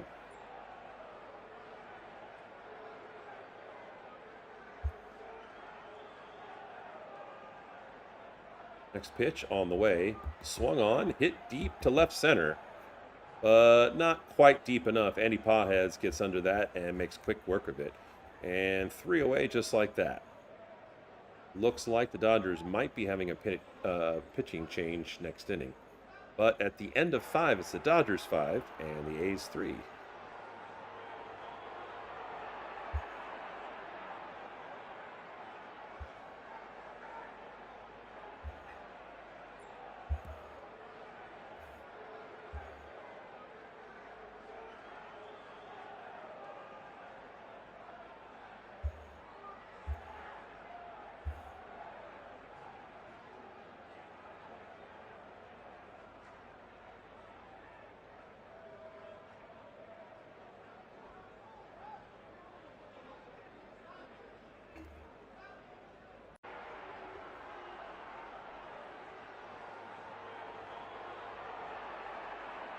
So last inning, the A's made a change to Crook, and he comes out for the next Dodgers at bat, and currently getting loose.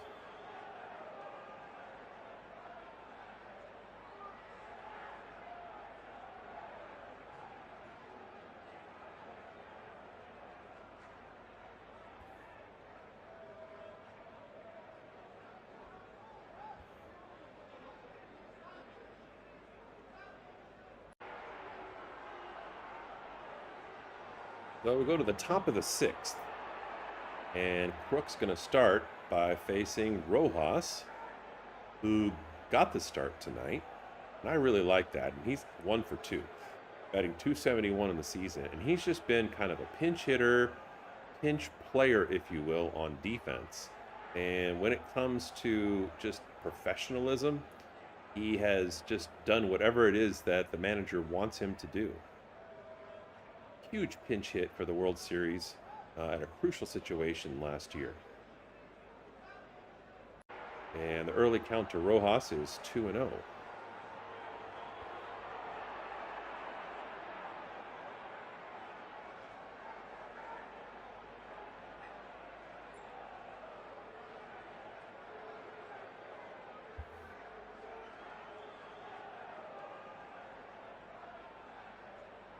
And the next pitch, outside.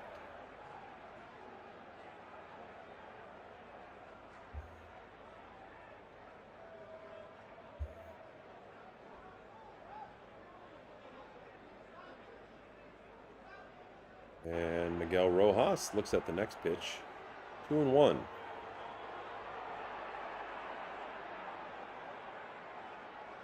Dodgers are struggling with some injuries, although they've become a little healthier lately. Swung on, hit to left center, and it's going to drop in there for a base hit.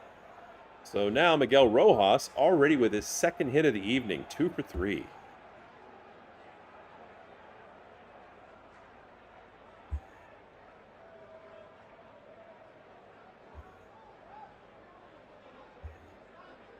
And already 5 different Dodgers with multiple hits tonight. But as I was saying, as Dalton Rushing comes up, and he's been struggling at the plate, the Dodgers have struggled with injuries. And it's not something that I take for granted as a Dodgers fan. The fact that they're 2.5 games as of this morning above everybody else, starting with the Milwaukee Brewers for the best record in baseball. Teoscar Hernandez just returning from injury after several weeks off. Rushing fouls it up. And the count early to him is 2-1. But also, Will Clark. That's why, Will Smith. Sorry, I'm getting him mixed up with thinking about the San Francisco Giants.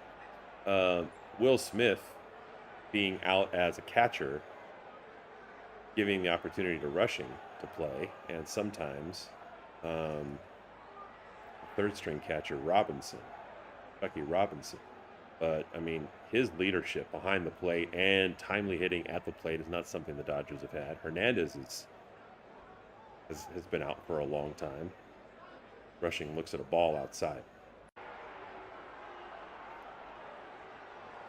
Tommy Edman just came back a couple of weeks ago, and he's been batting around 375, but he had surgery on his ankle. Another starter, another just champion attitude guy that contributes to the culture. But he had surgery on his left ankle as Rushing walks, and now there's runners on first and second. And so Edman's only been back for a couple of weeks. Dodgers are also down a couple of arms, but they are a little healthier now than they were. Definitely compared to like a month ago. And one thing that the Dodgers are not going to do is they are not going to rush people back, because they know when winning time is. Every game matters, of course.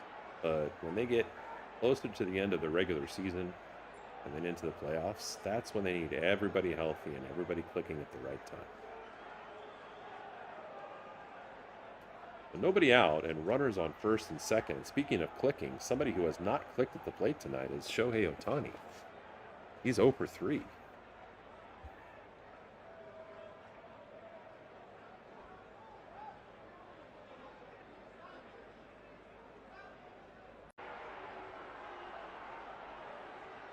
First pitch is a ball outside, 1-0. No, he was not holding his bat upside down. Just one of the fun glitches that comes with the 3D.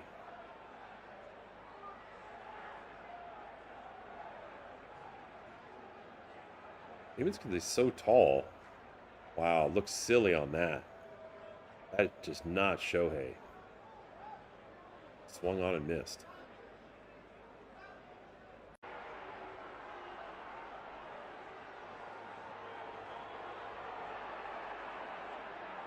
Misses again. So now it's 2-1.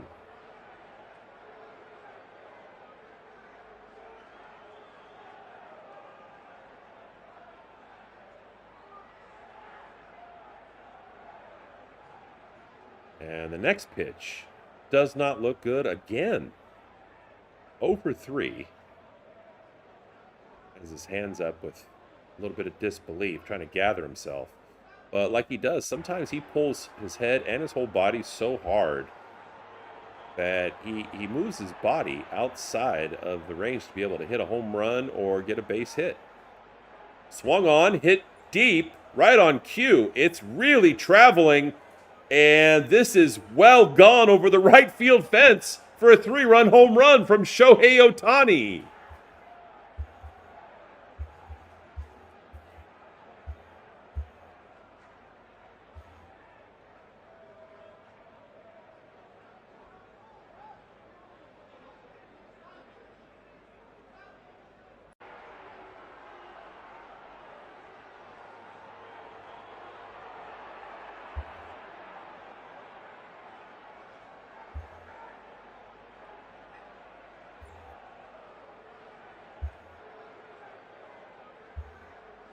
Wow, and just like that, Crook is done.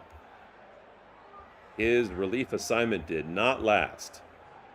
And the Dodgers now threatening to pull away. Top of the 6th. And that makes the lead 8-3. What a blast. And that's why whenever Shohei's at the plate, it's like must-see TV. You do not say, well, you know what, he's struggling tonight and he's not going to hit a home run. He can uncork at any time. Same thing with Freddie Freeman, Max Muncy, but I mean, nobody likes Shohei.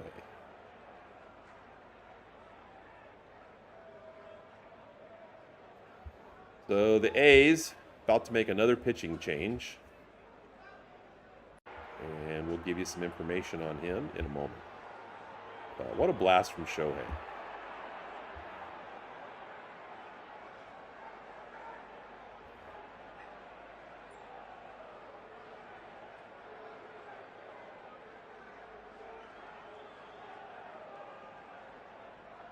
So the A's bring in Sterner, and he'll face the number 2 hitter, Andy Pages, who's one of a handful of multi-hit batters tonight. He is 2 for 3, and he has a home run.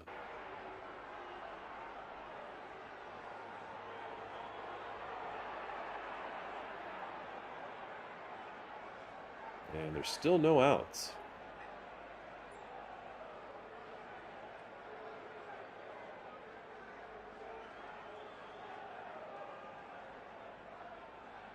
And looks at the first pitch on the edge of the strike zone.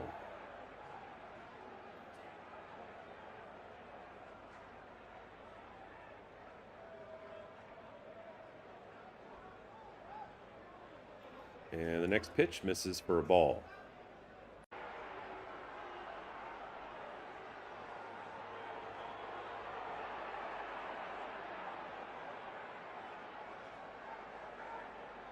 And looks at the next one for a strike, so now the count's 1-2.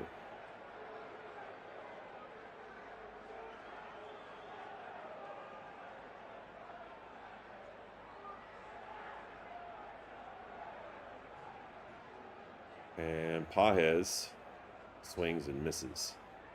So down goes Pages swinging. And 1 away in the top of the 6th. That brings up Freddie Freeman.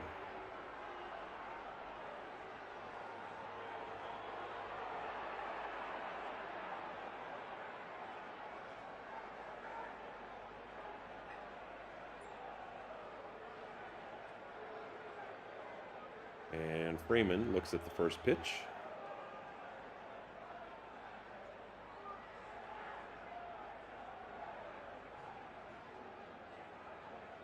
Turner looks pretty solid so far. Next pitch, check swing, but travels into left field and pretty easily caught for the second out of the inning. So now 2 away. And that'll bring up the cleanup hitter, Mookie Betts, who hasn't gotten in on the hit party quite yet. He's 0 for 3.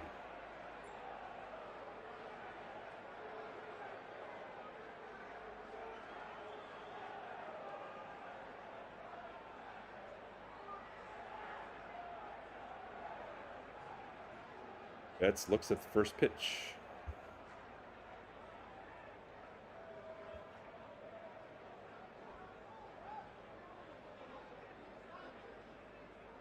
Next pitch on the way from Sterner. Checks up, and ball 1.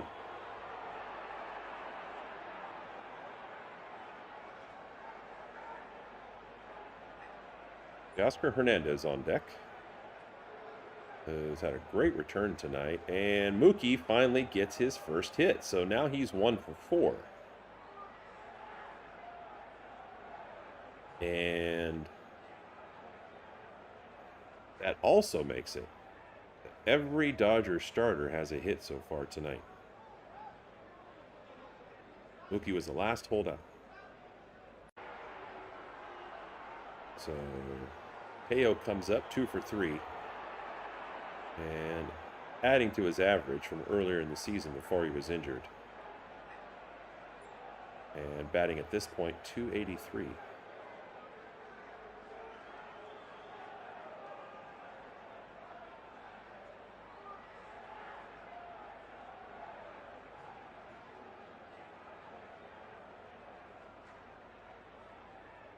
The pitch from Sterner outside for a ball.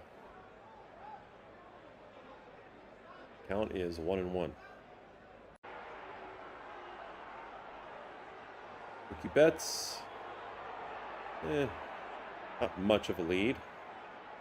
Why should he take a big one when the Dodgers are up 5? But Sterner throws over anyway to keep him honest.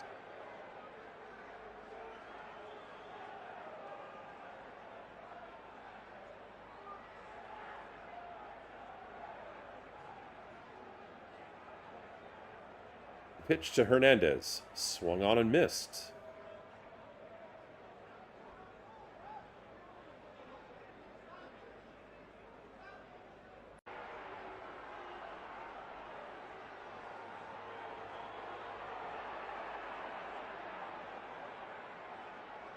And the next one, a sweeper, misses outside. Catcher bobbles it, but it stays in front of him.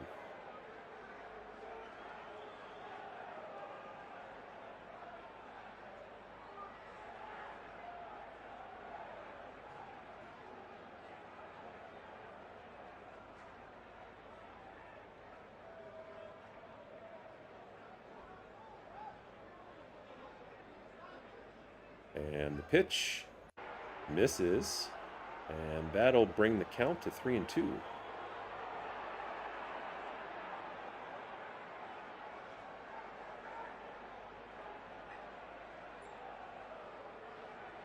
KO trying to keep the hit party going, and swings and misses, and goes down, ending the inning. But a huge blast from Shohei Ohtani, and those 3 runs give the Dodgers a little bit of breathing room. The middle of the 6th, the Dodgers 8 now, and the A's 3.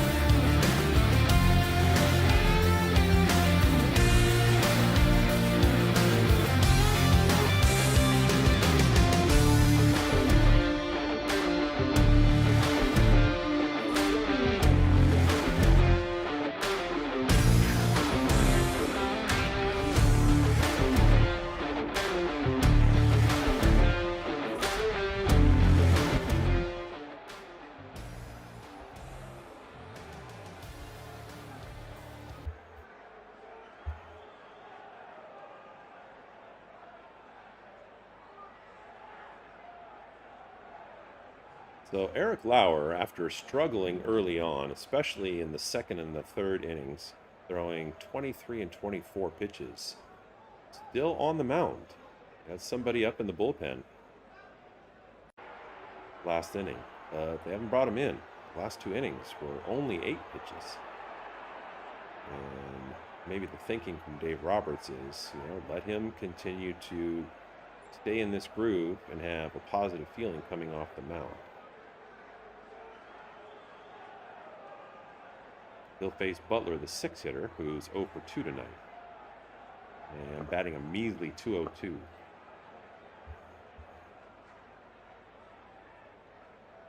First pitch misses. 1-0.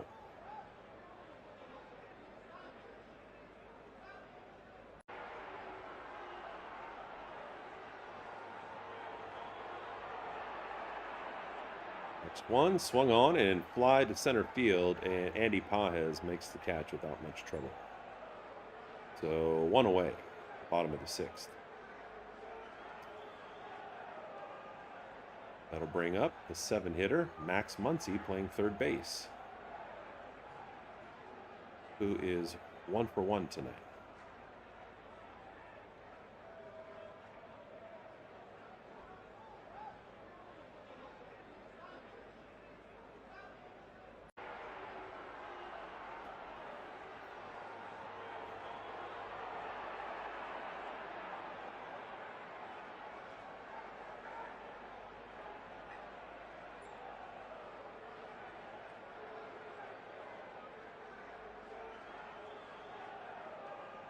Next pitch, swung on and fouled. And Muncy is facing 0-2 in the hole early.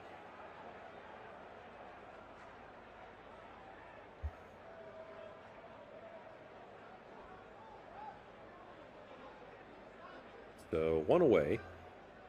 And the pitch from Lauer. And swung on and missed. Strike 3. So Lauer continuing to click.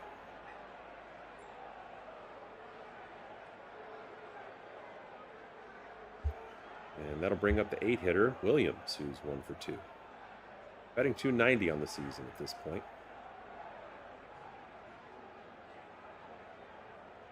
Only the 2nd strikeout for Lauer.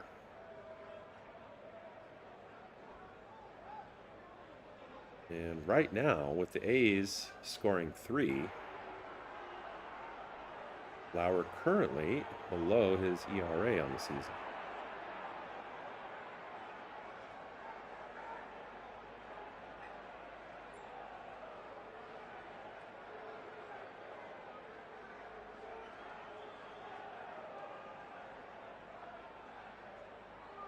Swung on and fouled to the left, so the early count is 2-1 to Williams.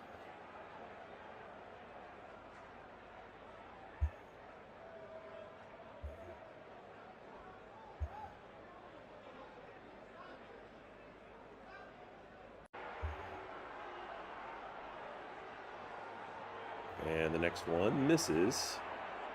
So now Williams with a favorable count, 3-1.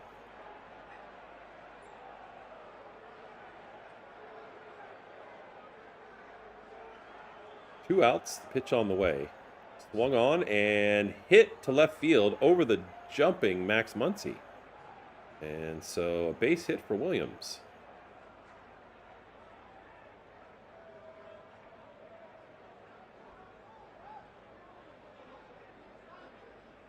And so now the 9-hitter, Hirota Grauer, comes up. He's batting .500. His last at bat, he was batting 1,000. And that's because tonight's his first night in the major leagues, which is awesome. His first at bat, he had an RBI. So what a memorable night, and you hope he got that baseball.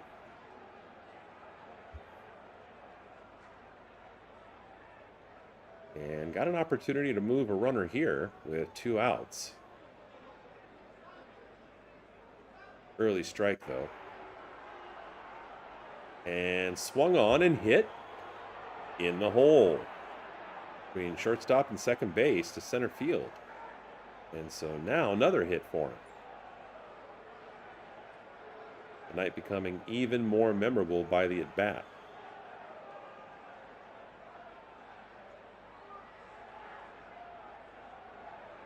So 2 outs, runners on first and second. And the top of the lineup with Bolte coming up. Dodgers have Kyle Hurt getting loose in the bullpen. And that guy always makes me nervous. But they have to have some kind of little reliever. Usually it's Vesia. Vesia really struggled last time. But hey, you can't be great all the time. I still love Vesia.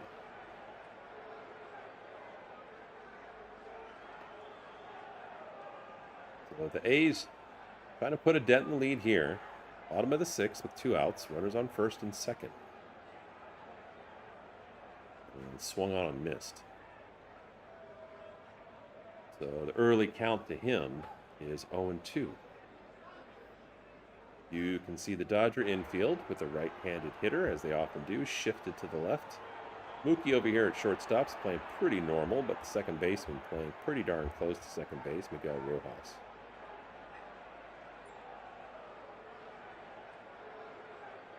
Mediocre leads, and the next pitch is a ball from Lauer. So now the count is 1-2.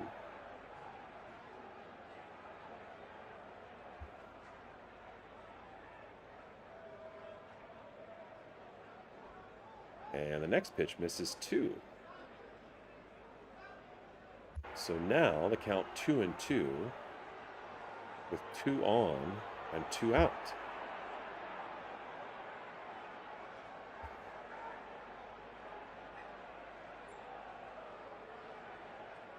Pitch from Lauer. Swung on and fouled off.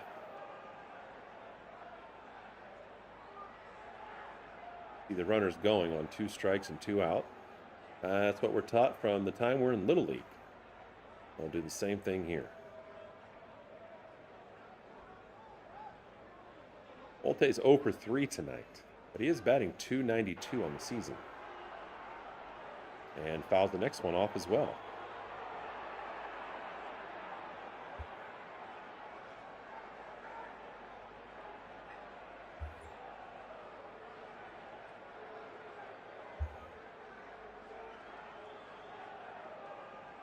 So Bolte trying to get his first hit of the night and trying to do some damage with one runner in scoring position here. Swung on, popped to right. Kyle Tucker's coming in quick in right field and makes the catch for the third out of the inning. So minor threat there from the A's, but nobody scores. And at the end of 6, it's the Dodgers 8 and the Athletics 3.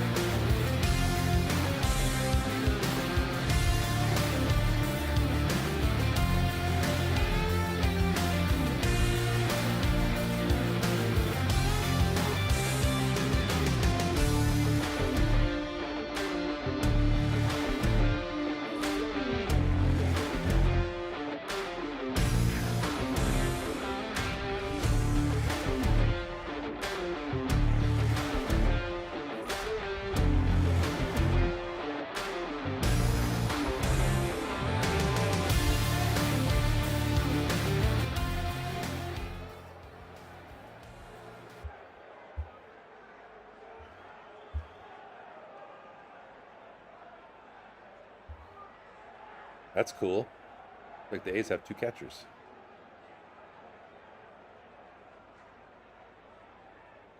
So the throw down to second after the warm-up. And Morris comes to the mound. Face Kyle Tucker. Dodger fans are glad to see that Tucker has 2 base hits tonight. Maybe this is the beginning of a turnaround. We also said that in the beginning, the middle game in the Padres series. First pitch swung on and missed.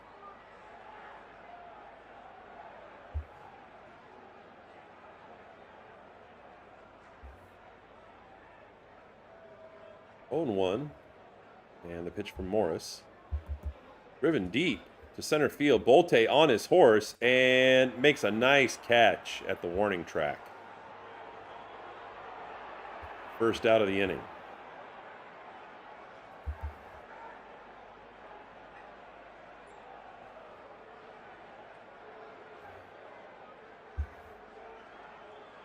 So one of the 2 Max Muncies coming up again.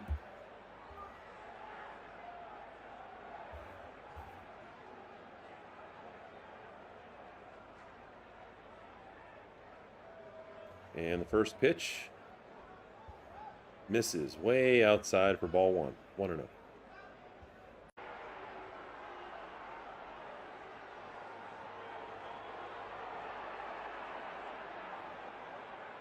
Next pitch.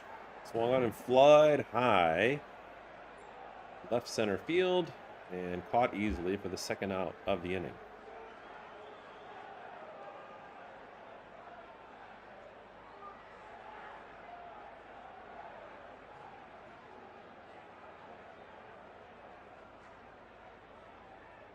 So 2 away in the top of the 7th. And Alex Freeland is going to substitute for Miguel Rojas, who's had a good solid night at the plate, in the field, and also as a veteran leader. Always chatting with the other players, talking about how they should adjust the situations they find themselves in. So Freeland comes in to replace him in the 8th part of the lineup and also at second base.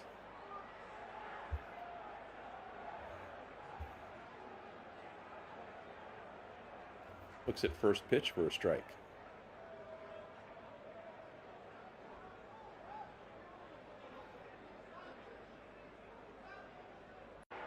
Pitch well inside, 1-1.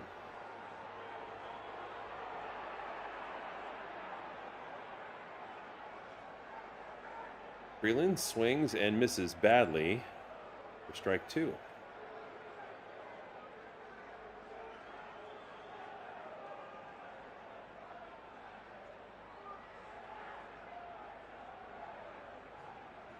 I'd like to see Dave Roberts, based on production tonight, continue to start Miguel Rojas. Although with Teo back, he might just want to put Tommy Edman in there. But it's nice to have multiple options to play infield, especially if you're trying to give somebody a break. The Dodgers have a lot of all-stars, but also getting up there in age. They have some veterans that can use fresh legs. Freeland hits it very weakly to the right and picked up for the 3rd out. And the A's make quick work of that one. At the middle of the 7th, it's the Dodgers 8 and the A's 3.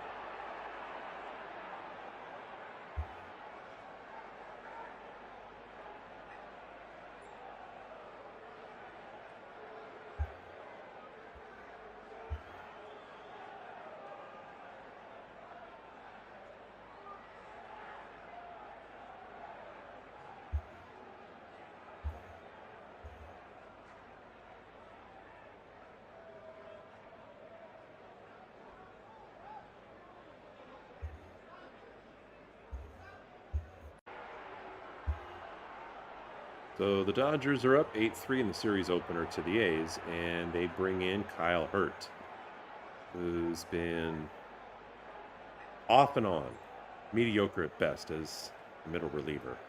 28 games. His ERA is 3.71 with 33 strikeouts and 13 walks. I want to see a better ratio than that, but he's been erratic.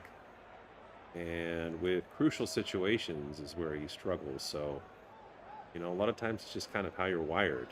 Some people are naturally wired to do better under pressure than others. He can definitely use a solid outing here. And swung on and missed by Langoliers. So that's a positive start. 0-1.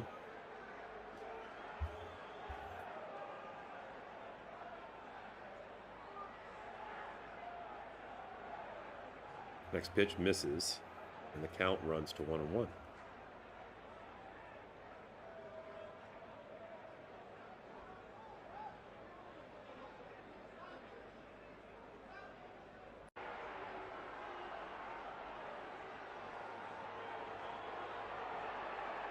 Next pitch catches the strike zone, 1-2.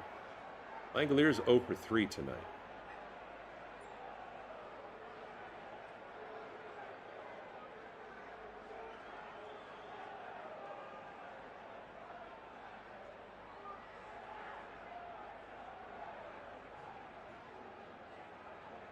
And the next pitch, check swing outside, but they say no, he didn't go. So now the count's 2-2.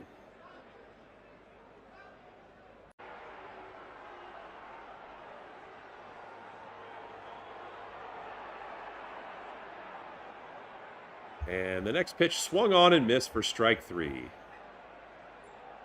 So you like to see that start his inning off.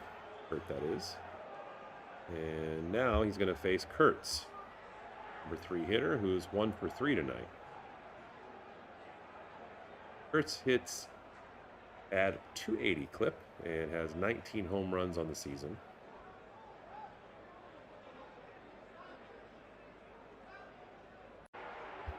And Hurt gets him to swing and miss on the first pitch. So Hurt looking pretty good early on here.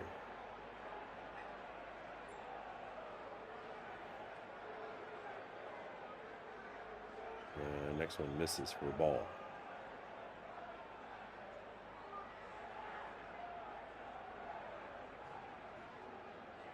One away in the bottom of the seventh.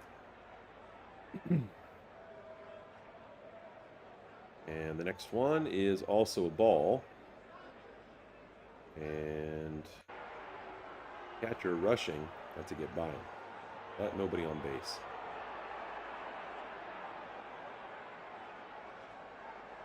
The 2-1 pitch on the way from Hurt, and fouled off for strike 2, 2-2.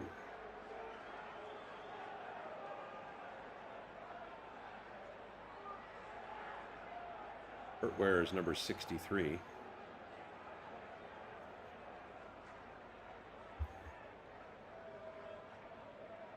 With one away, the 2-2 pitch swung on and missed. A second strikeout. So the first two batters whiff. And Hurt feeling pretty good. Got ahead on both batters, which is not what we've seen from him as he's struggled the last few weeks. So the next person to take a crack at Hurt will be the number 4 hitter, Heim. Batting .240 and has one hit tonight. And Hurt starts him with a strike.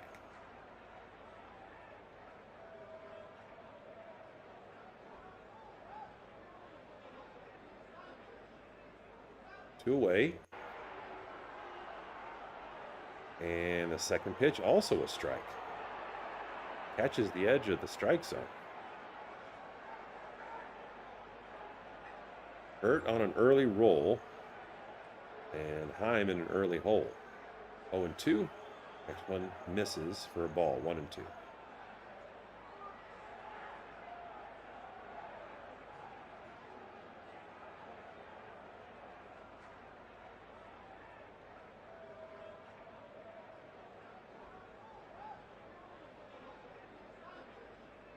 Fouled off. Count remains.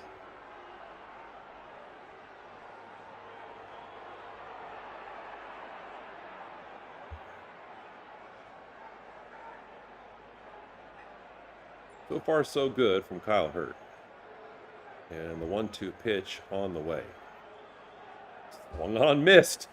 3 batters, 3 strikeouts. And Kyle Hurt, a very different look, although has a 5-run lead, strikes out the side.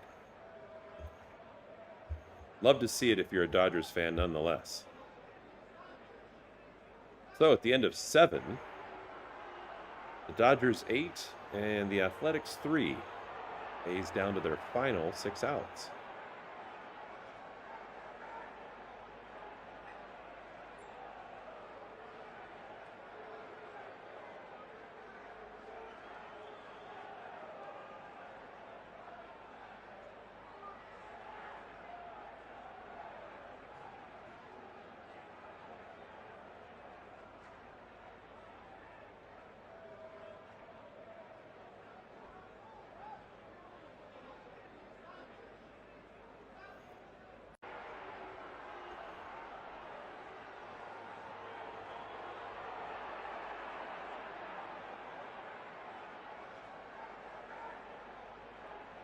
Looks like the Padres are going to send Morris back to the mound, and why not? Had a solid inning last time out there. And a very different Kyle Hurt that inning as he got inserted in the middle reliever position. Not seen that for quite a while. Struck out the side. And you expect the Dodgers to send him out there again next inning, especially with a 5-run lead. Quite a bit of fireworks tonight. Home runs on both sides. The last one hit by Shohei Ohtani.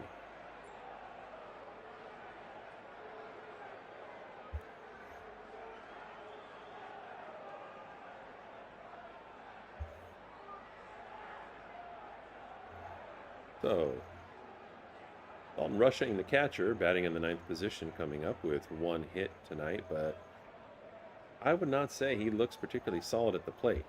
First one, rifled, foul, along the first base side.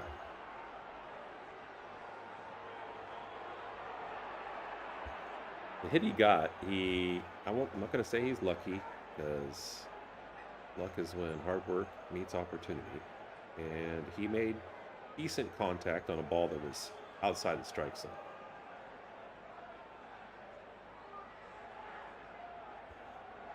Next pitch misses for a ball, 1-1.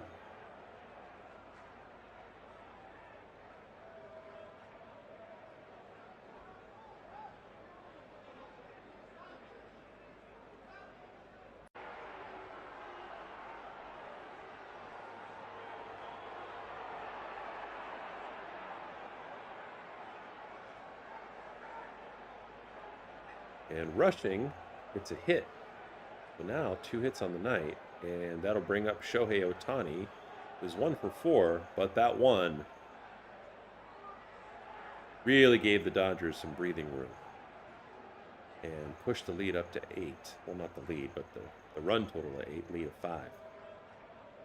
And that 3-run home run, they just showed a replay of it, and there was a dad in the stands with his little girl in his arm, kind of half dove with a glove and caught that home run. And everybody was congratulating him.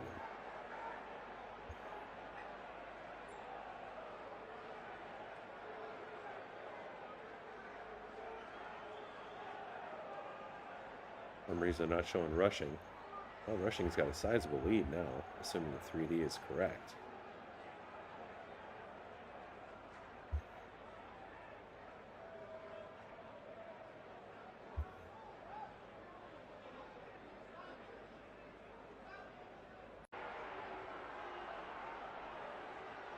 And the pitch from Morris misses, and now the count's 2-1. Seen this a lot with people like Shohei. If you're known as a home run hitter, that's not the only thing he's special at, of course. The very next at bat, it doesn't have to be the same pitcher that gave up the home run the previous at bat. They really nibble around the strike zone because they have that immediate recent picture in their mind. And that's what Morris is doing.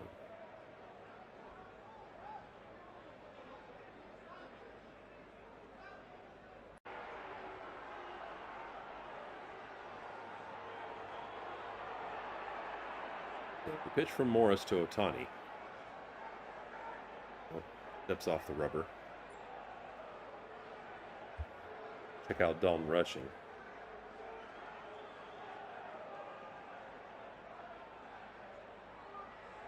Medium lead. Rushing and Ohtani had quite the exchange last time Ohtani pitched. And Rushing said he was embarrassed at how he carried himself. Talking to Shohei like he's some kind of minor league pitcher. And it proved to be wrong in terms of what he was arguing. But that's not how you want to act as a rookie. Fouled off. So, 3-2 to Ohtani. And there's no outs with Rushing on first. But you saw Dave Roberts come over and talk to him in the dugout. You saw Freddie Freeman talk to him in the dugout. You saw a handful of veterans kind of call him out. And they weren't in his face, but this is why he was embarrassed. And the 3-2 pitch, grounded with some force to right field, and it's going to be a base hit for Shohei. So 2 straight hits, and Rushing goes from first to third. And this is where the Dodgers have done some damage tonight, early in the game with runners at the corners. And here, there's nobody out. That's going to bring up Andy Pages, the number 2 hitter, who's 2 for 4 tonight and already has 1 home run.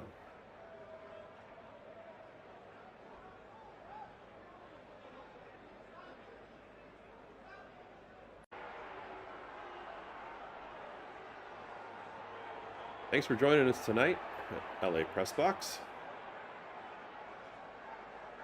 Let us know in the chat where you're watching from.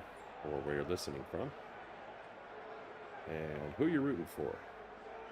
Pages flies out. So quick at bat from him. But only one away and runners at first and third. And that's going to bring up the always dangerous Freddie Freeman, who's got one hit out of 4 bats tonight, and his average is at 288.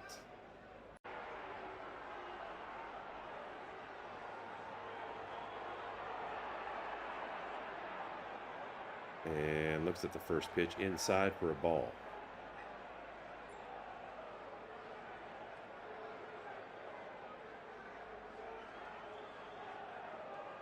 Freeman with such discipline and a unique swing.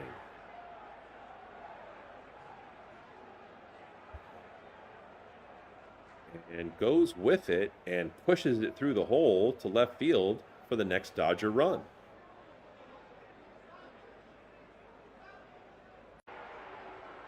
Gosh, he makes that look easy.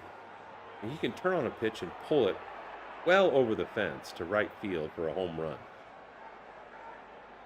But if you give him a chance to just make contact and go with it to left field, he can do that just as easily.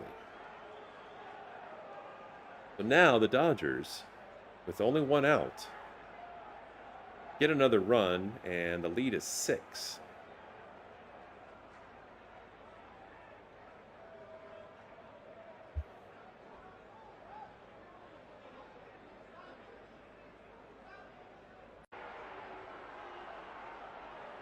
So conference on the mound. And Mookie Betts, who gets a lot of boos on the road when he comes up, is booed by the A's fans. I want to know what that's about.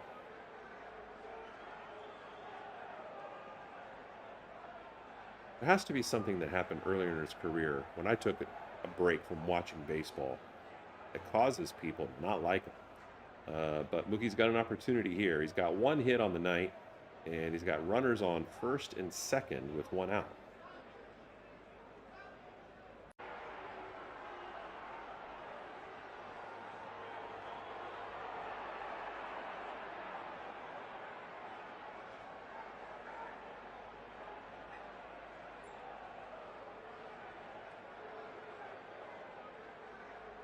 Next pitch inside, and the count is 1-1 to Betts.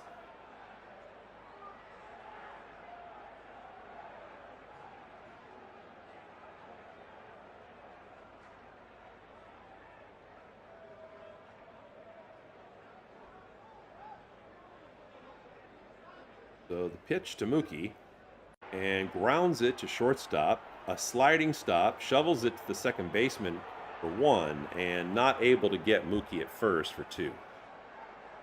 And the inning continues.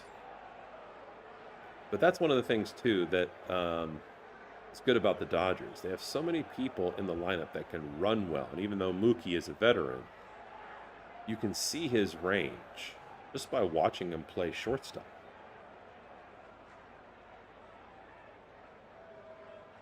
So 2 away, but once again for the Dodgers, this has happened 4 or 5 times tonight. They have runners at the corners.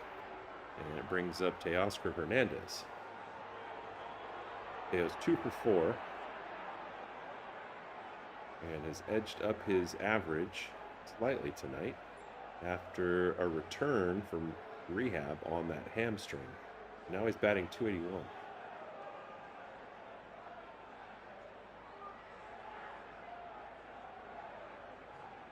First pitch missed, but this one caught the edge of the strike zone, and now the count's 1-1.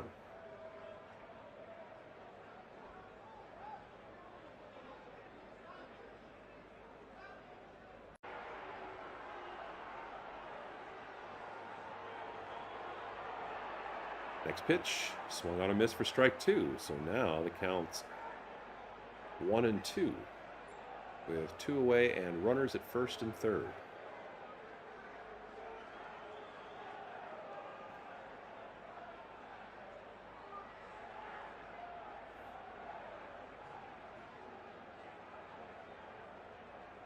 Misses 2-2.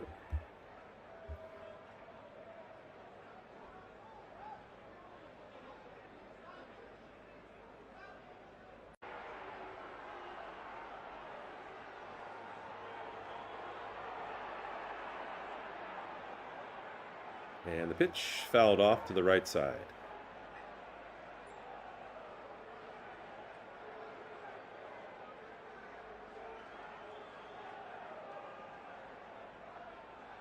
Morris. Back to the rubber. And 2 away. Pitch. And Teo looks at strike 3. So 3 down, but the Dodgers add to their total. And the A's are down to their last 6 outs. Middle of the 8th, it's the Dodgers 9. The A's 3.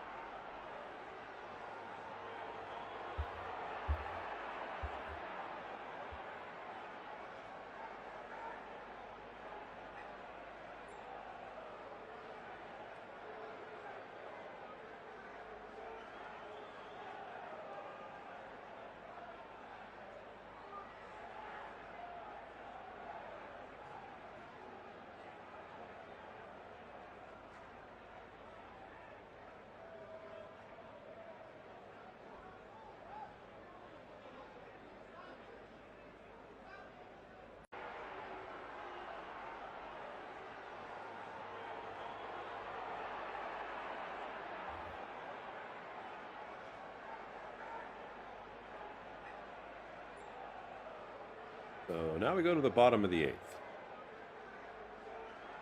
Dodgers bring in Hernandez, who really saved their bacon as the closer. We normally see Tanner Scott as the closer, but Dave Roberts kind of flipped things around in the last game against the Padres, the only one that was truly close in a 3-game series. And what he did was he had Vesia come in. Vesia struggled, quick hook, and then he went to Tanner Scott, who normally puts the lid on games in the 9th inning. And Hernandez is a solid pitcher. When he's on, he's really tough. But he's also erratic. He's got an 8-run ERA, and so of course that's not good enough. But I've only seen him in a handful of games, and he hasn't pitched a ton. Only 11 overall this year. But he came in and closed things out for the Dodgers when they needed it. And even though the Padres and the Padres fans were somewhat elated when they took the first game of the 3-game series, the Dodgers took the next 2, and they extended their lead. And now they're up 10 on the Padres as of this morning.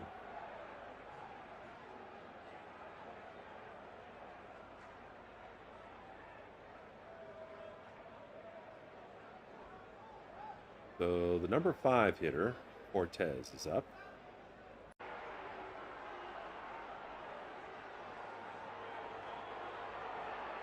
He's inserted as a pitch hitter.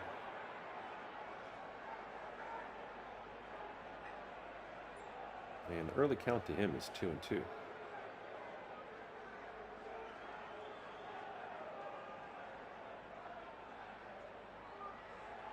Next pitch misses inside, and it's full count now.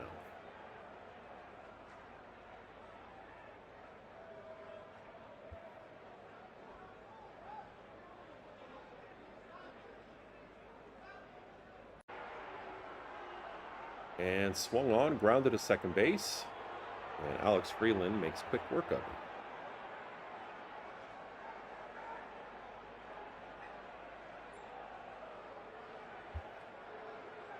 So up next will be Butler in the 6th spot.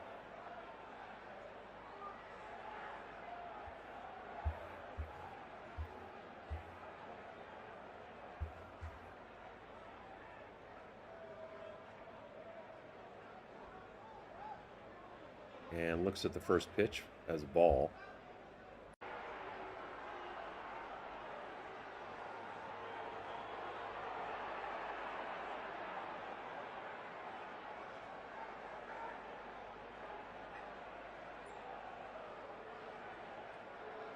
Next pitch way outside for ball 2.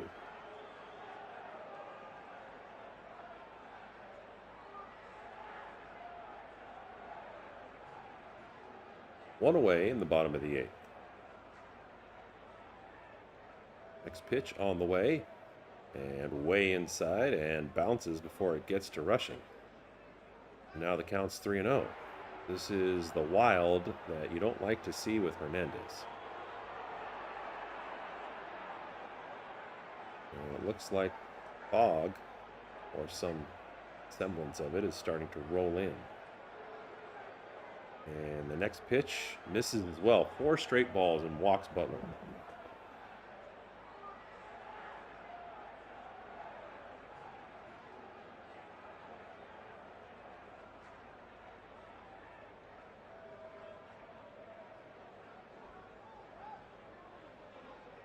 So Dodgers looking at a runner at first.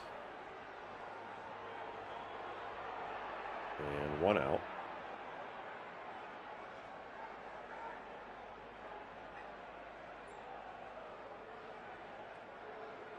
And the number 7 hitter, Max Muncy, comes up. Starts him with the ball. So 5 straight balls.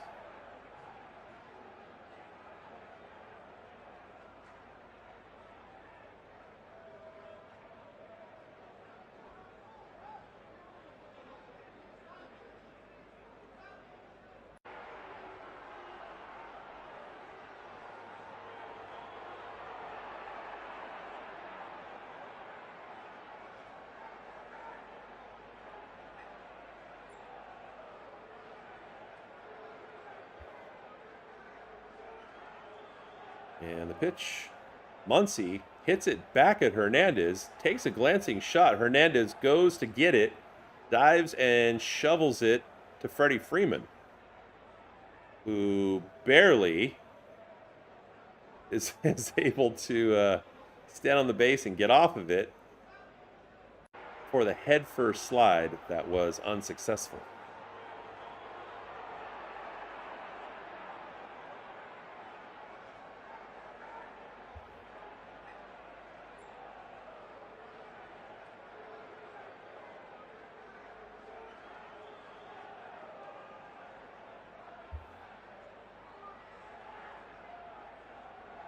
So 2 away, and the runner at first advances to second. And now, in the 8th spot, McNeil comes up to bat.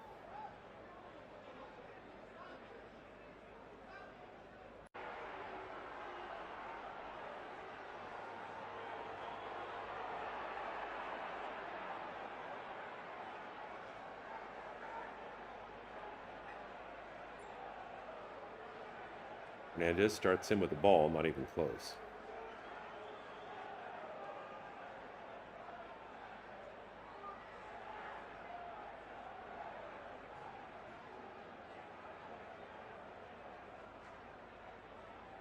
Then misses again low. So 1 outside and 1 low.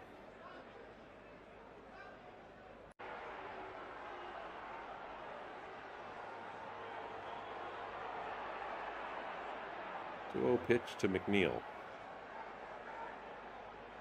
McNeil has some gray peeking out of his beard. And the next pitch is in there for a strike, but McNeil is going to challenge. And the call is confirmed.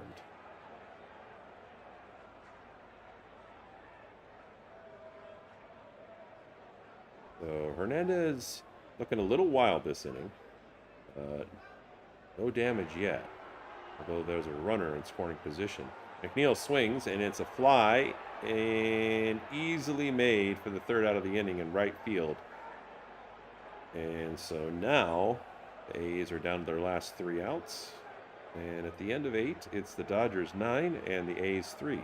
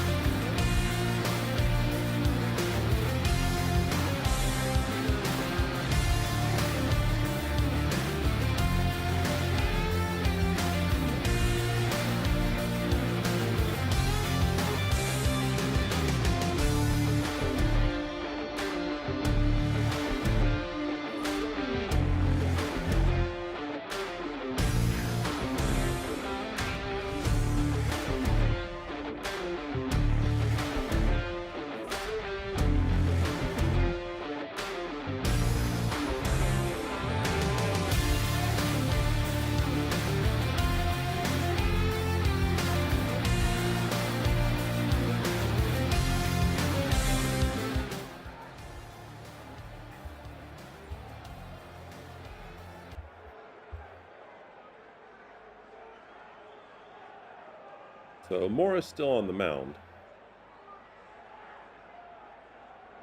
although he gave up a run last inning. And the Dodgers are looking at what'll probably be their last at bat, but we'll see. Kyle Tucker needs as many positive at bats as he can get, and definitely looks more comfortable and confident tonight. We have not seen confident Kyle Tucker for quite some time. 2 for 4 tonight. That's 2 singles. And the second one looked better than the first.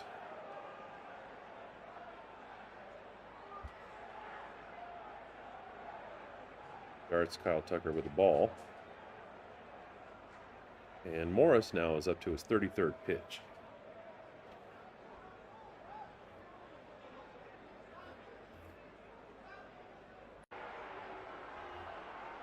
Tucker almost hit, but hops back and avoids the ball. And now it's 2-0. Tucker batting .242 on the season.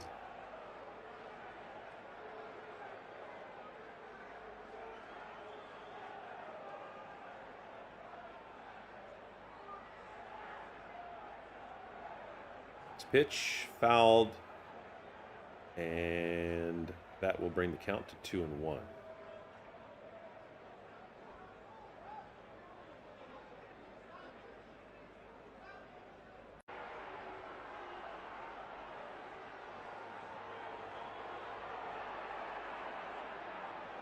Next pitch on the way, and called a strike. Tucker right away wants to challenge it. Now currently at 2-2, but the challenge is successful, and so overturned, and the count's 3-1 to Tucker. So much more comfortable hitter's count for Tucker.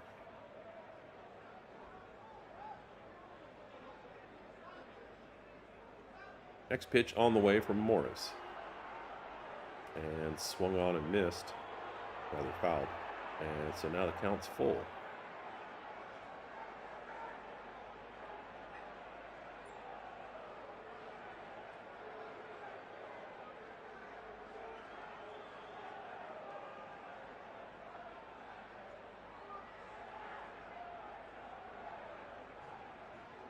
And looks like there's some kind of miscommunication between Morris and the catcher.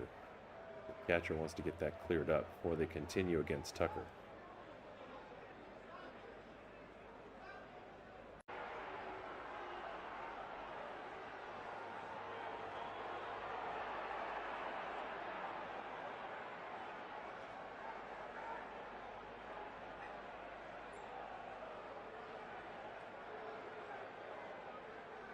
So we're set to start over, And Tucker with a full count and no outs.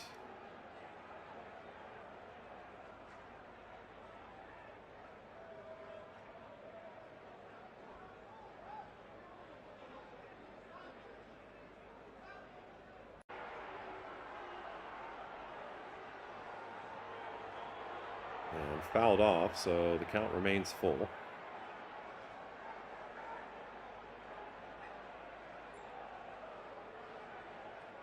Fouled off again, stays the same.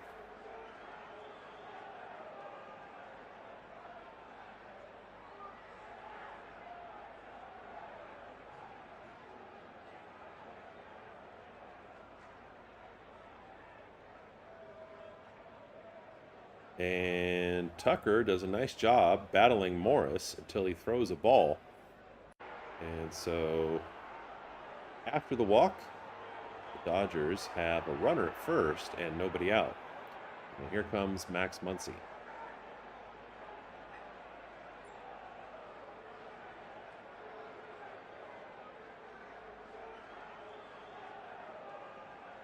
Muncy's 2 for 4 and he has a home run tonight.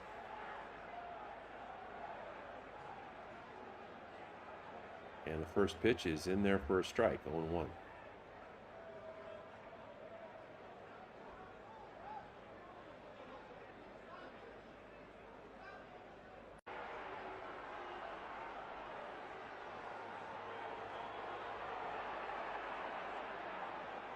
And the next pitch misses for a ball.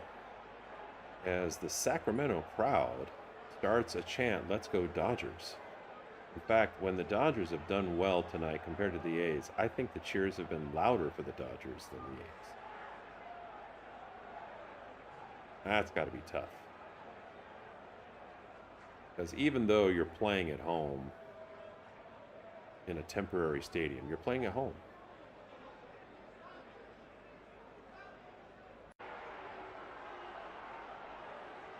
Although I'm sure there's quite a few people in the Sacramento area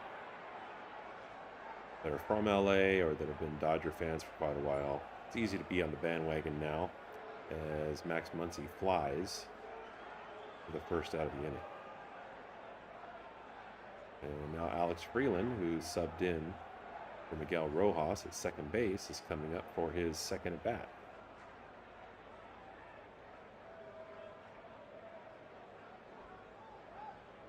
Oh for 1 and hitting .233 on the season.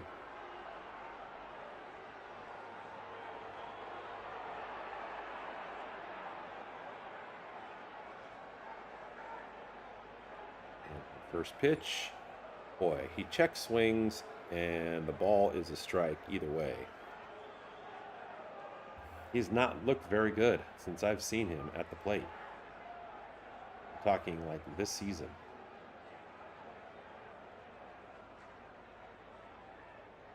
But the Dodgers have to have some bit of depth.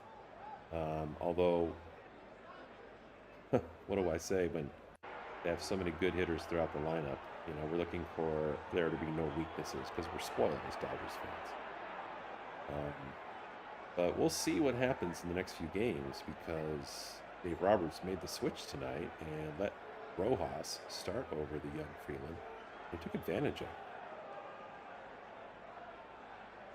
So Freeland here not subbing in because we need to make a change. Just letting Freeland have a chance to try to get better at the plate.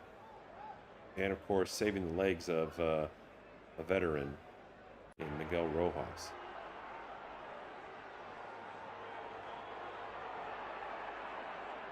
So 1 away. Top of the ninth with a runner at first.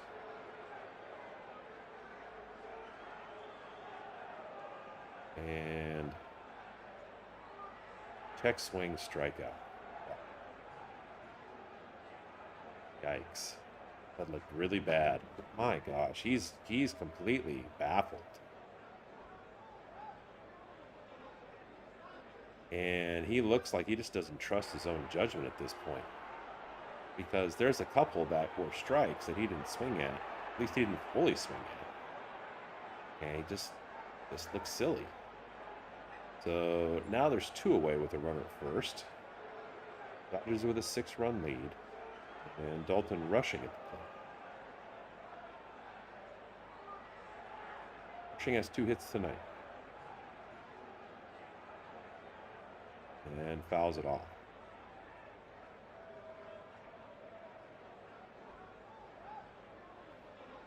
Did so after having to jump back from a pitch that was way inside and could have hit him if he just stood there.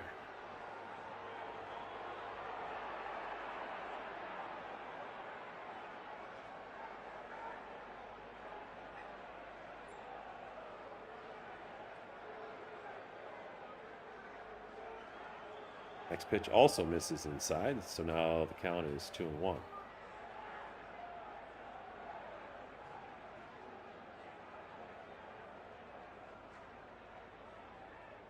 2-out pitch, swung on and hit to center field, right in the spot where it took only a couple steps to make the play, and 3 away.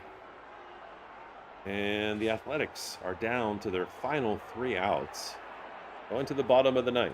And the Dodgers have a lead, 9-3.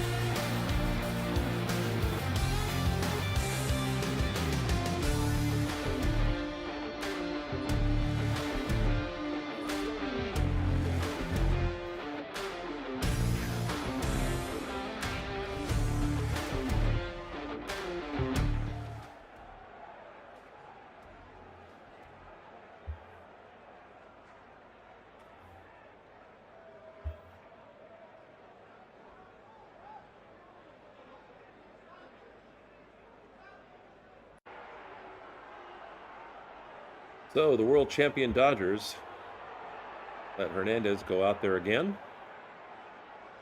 No Vesia tonight, no Tanner Scott, no Will Klein. Solid job by Hurt.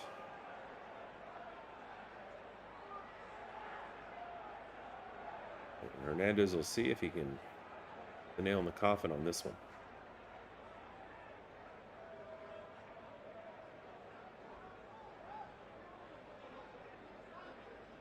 Dodgers with 17 hits tonight.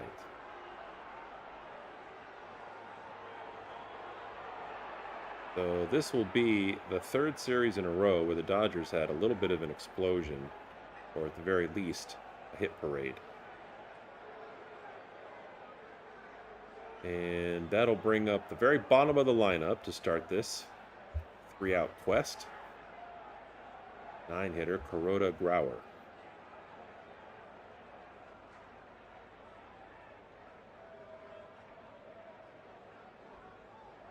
Looks at the first pitch for a strike, 0-1. And then swings and fouls off for strike 2.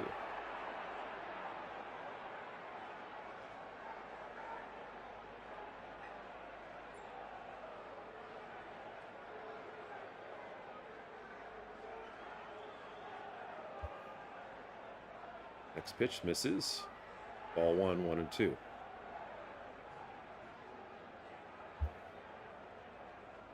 The pitch swung on and fouled to a difficult part of the center field to get to, and almost a collision.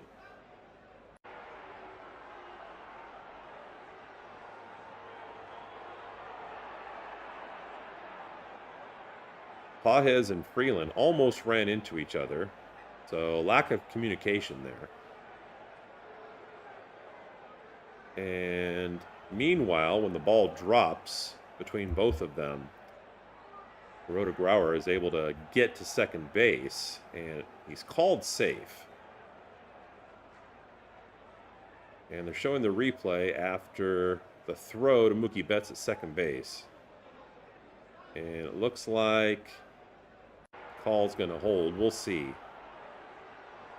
Because he gets the left hand down. His speed takes him well past the bag, but it looks like he maintained contact with his right leg. There might have been just a split second of time between when the right leg comes in contact with the bag and the left hand comes off the bag. But it looks like the call is going to stand at this point. Even though Dave Roberts is challenging.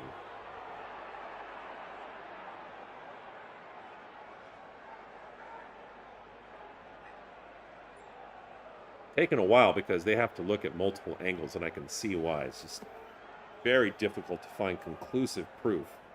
The one angle that looks really good is from the back of Mookie Betts. I don't know how they zoom in this far from the back of the outfield. But because Betts' body is between Kuroda and the camera, you can't quite see definitively whether he loses contact with the bag. They're still looking at this.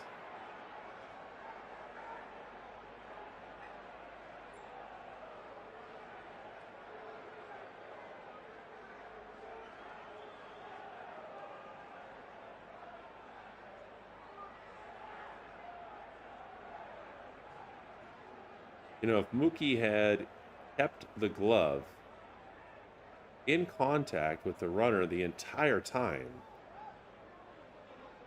you might be able to make an argument that, yeah, he's out in that tiny space where he loses contact with the bag, but he didn't do that. So I can't see them overturning this. I can't see, after all the replays from all the different angles, that there's conclusive proof to do so.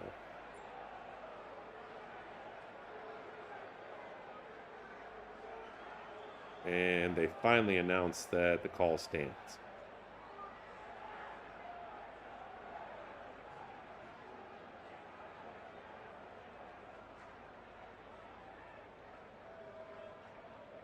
So no outs. And a runner at second.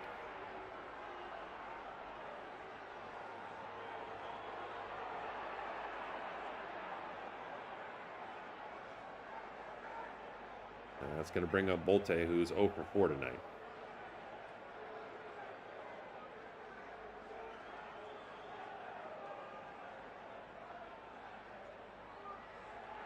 And the first pitch on the way to Bolte with the purest rookie in the major leagues at second base. And how do you do? After him getting a hit, his first bat ever in the major leagues, driving in a run, and then following it up with more, including a double, Bolte hits it, and it drops into center field for a hit, and nobody gone, and the runners are at first and third. And just like that, Jack Dreyer is up in the Dodger bullpen getting loose.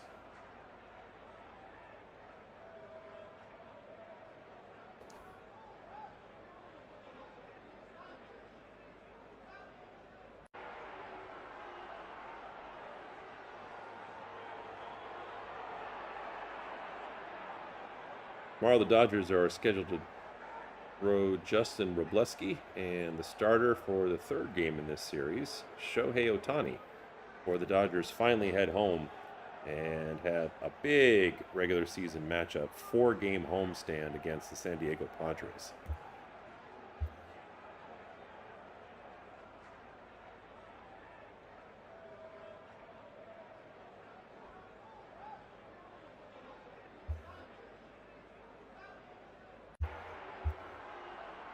So the Dodgers up by 6, but it's not impossible. for the A's to come back.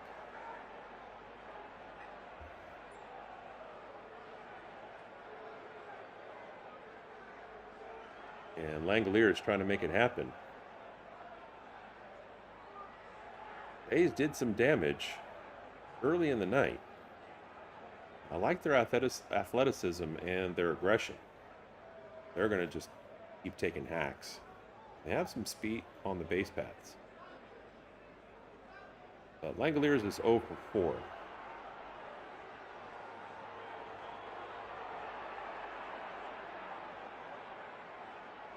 And the first 2 pitches are balls from Hernandez. Hernandez takes a big, deep exhale. Gold chain with a cross hanging out just over his jersey.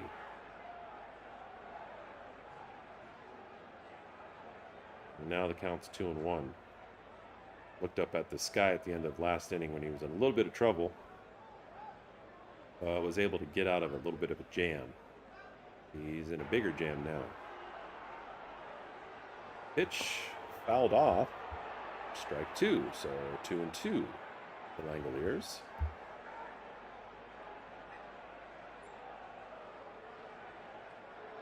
And it's all about the outs at this point.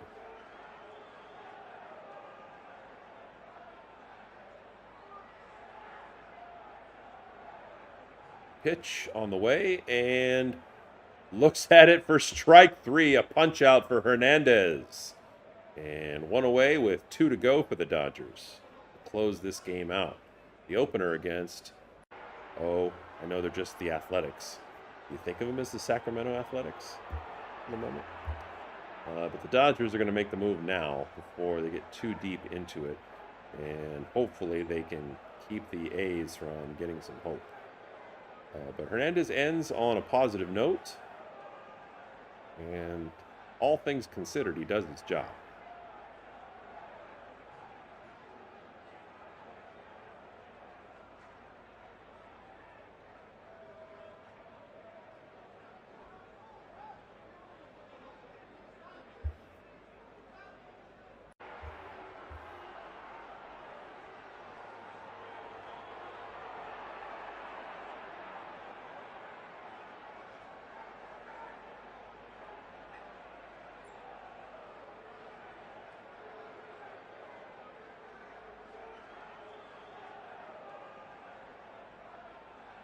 Thanks for joining us tonight, and hopefully we got a few A's fans in the house. If you are, and even if you're not, let us know in the chat how you found us and who you're a fan of. Starting a new channel this summer, and we're looking to expand at the end of the summer as football season rolls around. We are, of course, branded as LA sports fans because that's what we are.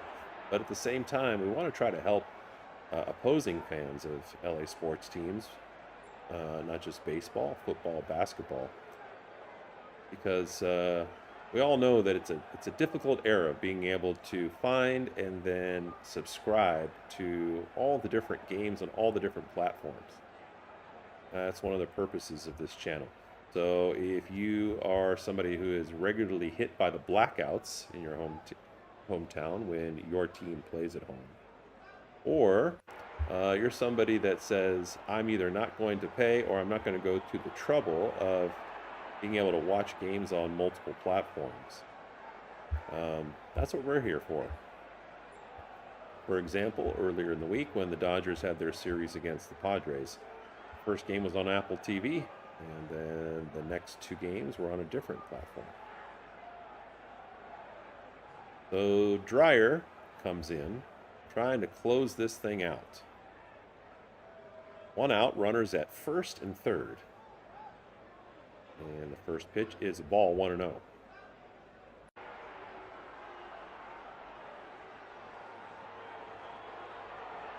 Number 3 hitter Kurtz is 1 for 4 tonight, batting .279. And the next pitch is also a miss, 2-0.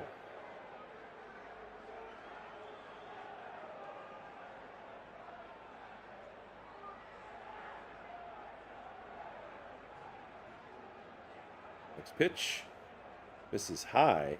Misses as bad, if not worse, than the first 2 pitches And Dave Roberts in the dugout is going, come on, man. Just throw strikes. Make them work.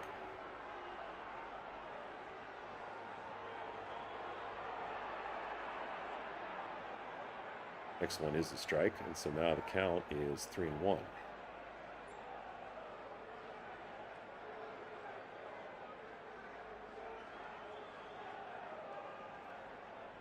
And the next pitch bounces and goes over the head of Rushing. And not only is there a walk, but a run scores. And that's the opposite of what they wanted to see from Jack Dreyer. So now, as you can see, it'll update shortly. The score is 9-4. It will update shortly if they're playing. There you go. And hopefully you can see the overlays in the bottom left-hand corner of your screen showing what people have done at the plate. And whoever's up is highlighted with a white background so you can see a little bit better. So that just hopefully is something that you enjoy. But time comes up, trying to do more damage. First pitch is a strike. And the second one is rolled weakly to Dreyer. Dreyer picks it up and throws to first for the second out.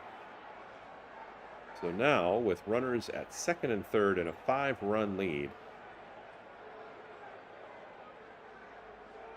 Dodgers are 1 out away from closing this first game of the 3-game series. Dodgers still have Tanner Scott up in the bullpen and throwing.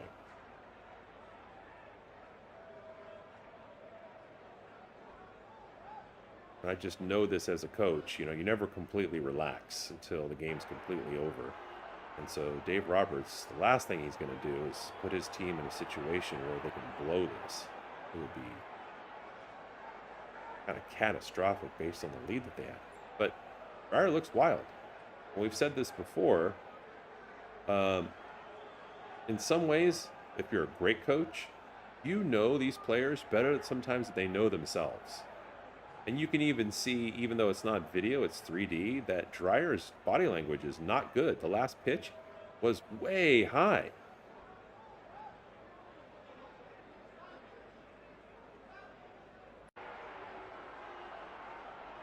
And the next one is fouled off.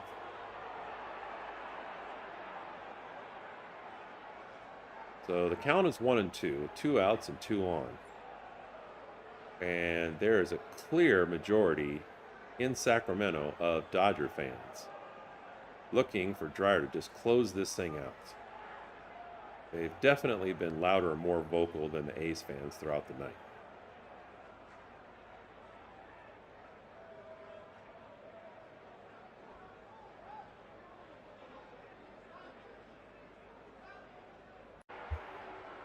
Misses with the next pitch. And so now it's 2-2.